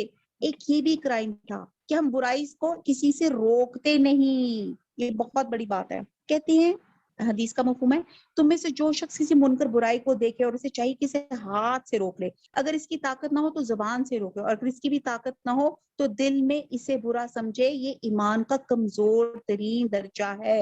ایک اور حدیث کا مفہوم ہے یقیناً اللہ تعالیٰ خاص لوگوں کے عمل گناہوں کی وجہ سے عام لوگوں کو عذاب نہیں دیتا یہاں تک کہ جب عام لوگوں کا حال یہ ہو جائے کہ وہ برائی اپنے درمیان میں ہوتے دیکھیں اور اس پہ نکیر کرنے پہ قادر بھی ہو لیکن اسے نشانہ تنقید نہ بنائے. اور جب ایسا ہونے لگے تو اللہ کا عذاب عام اور خاص سب لوگوں کو اپنی لپیٹ میں لے لیتا ہوں. یہ سمجھ آئی بات کی؟ اگر ہمیں جو خیر امت کا جو ٹائٹل اللہ تعالیٰ نے دیا وہ کیوں دیا؟ مسلمان کا میں ٹائٹل کیوں دیا؟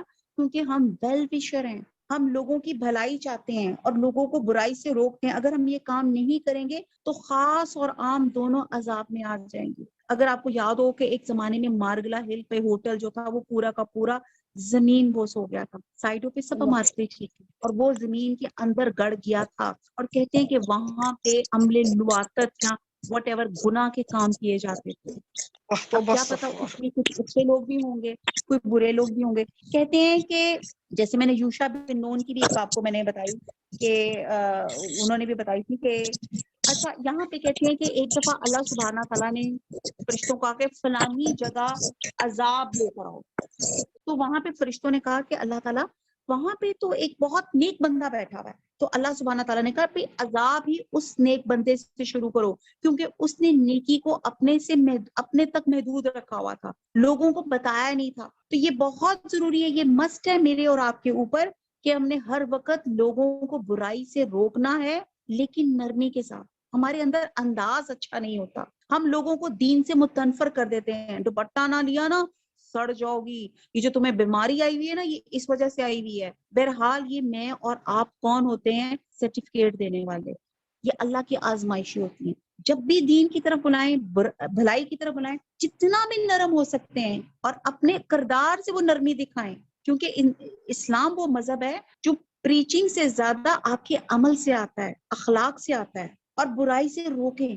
کہتے ہیں کہ اس حقیقت کو ایک جگہ نبی صلی اللہ علیہ وسلم نے ایک اور طریقے سے فرمایا کہ اللہ کی حدوں میں مداحنت، نرمی اور درگزر کرنے والوں اور حدوں کے توڑنے والے کی مثال اس قوم کی سی ہے جس نے ایک 2 منزلہ کشتی میں سفر کرنے کے لیے قرآن اندازی کی. بعد کے حصے میں بلائی منزل آئی، بعد کے حصے میں نچلی منزل آئی. نچلی منزل والے پانی لینے کے لیے بلائی منزل پہ آتے تھے اور بالا نشینوں کے پاس سے گزرتے تھے تو وہ تکلیف محسوس کرتے تھے. چنانچہ نچلی منزل والوں نے کلہاڑا پکڑ کے کشتی میں سوراخ کرنا شروع کر دیا تاکہ وہ نیچے سے پانی لے لیں اور اوپر جانے کی ضرورت ہی نہ پیش آئے. سوراخ کرنے کی آواز سن کر اوپر والے آئے اور پوچھے تم کیا کر رہے ہو؟ تو انہوں نے کہا ہم پانی لینے اوپر جاتے ہیں تو تم ناگواری محسوس کرتے ہو، چنانچہ ہم نے نیچے سے سوراخ کرنے لگے کیونکہ پانی کے بغیر تو چارہ ہی. تو نبی صلی اللہ علیہ وسلم نے فرمایا اگر وہ اس وقت ان کا ہاتھ پکڑ لے اور سوراخ سے روک دیں تو وہ سوراخ کرنے والوں کو بھی بچا لیں گے اور اپنے آپ کو بھی بچا لیں گے. اگر وہ ان کو حال پہ چھوڑ دیں گے تو وہ ان کو بھی ہلاک کریں گے اور اپنے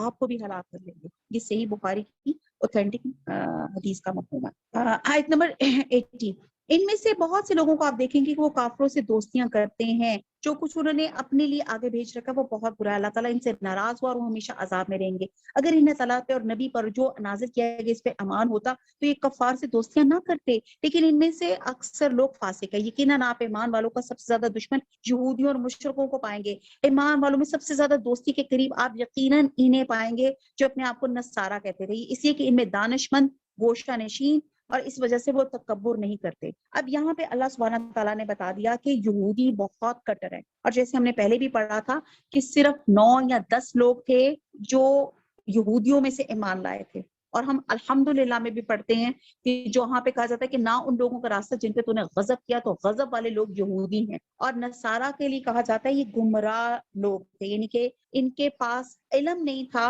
लेकिन अमल ज्यादा था, तो वो गुमराही में आ गए। तो यहाँ पे बताया जा रहा है रहबान से मुराद इबादत गुजार और गोशा नशीन है, और कस्सिसीन का जो यहाँ पे लफ्ज है इसको मिशनरीज कहा गया है। ऐसे रहनुमा राहब जो गोशा नशीनी इख्तियार करें, इबादत और रियाजत में मसरूफ हों। नसारा में इस आलम को मुबल्लिग कहा जाता है। अलैना इल्लल बलाग, सुब्हानकल्लाहुम्मा व बिहम्दिका, नशहदु ला इलाहा इल्ला अंता, नस्तगफिरुका व नतूबु इलैक। वस्सलामु अलैकुम व रहमतुल्लाहि व बरकातुहू।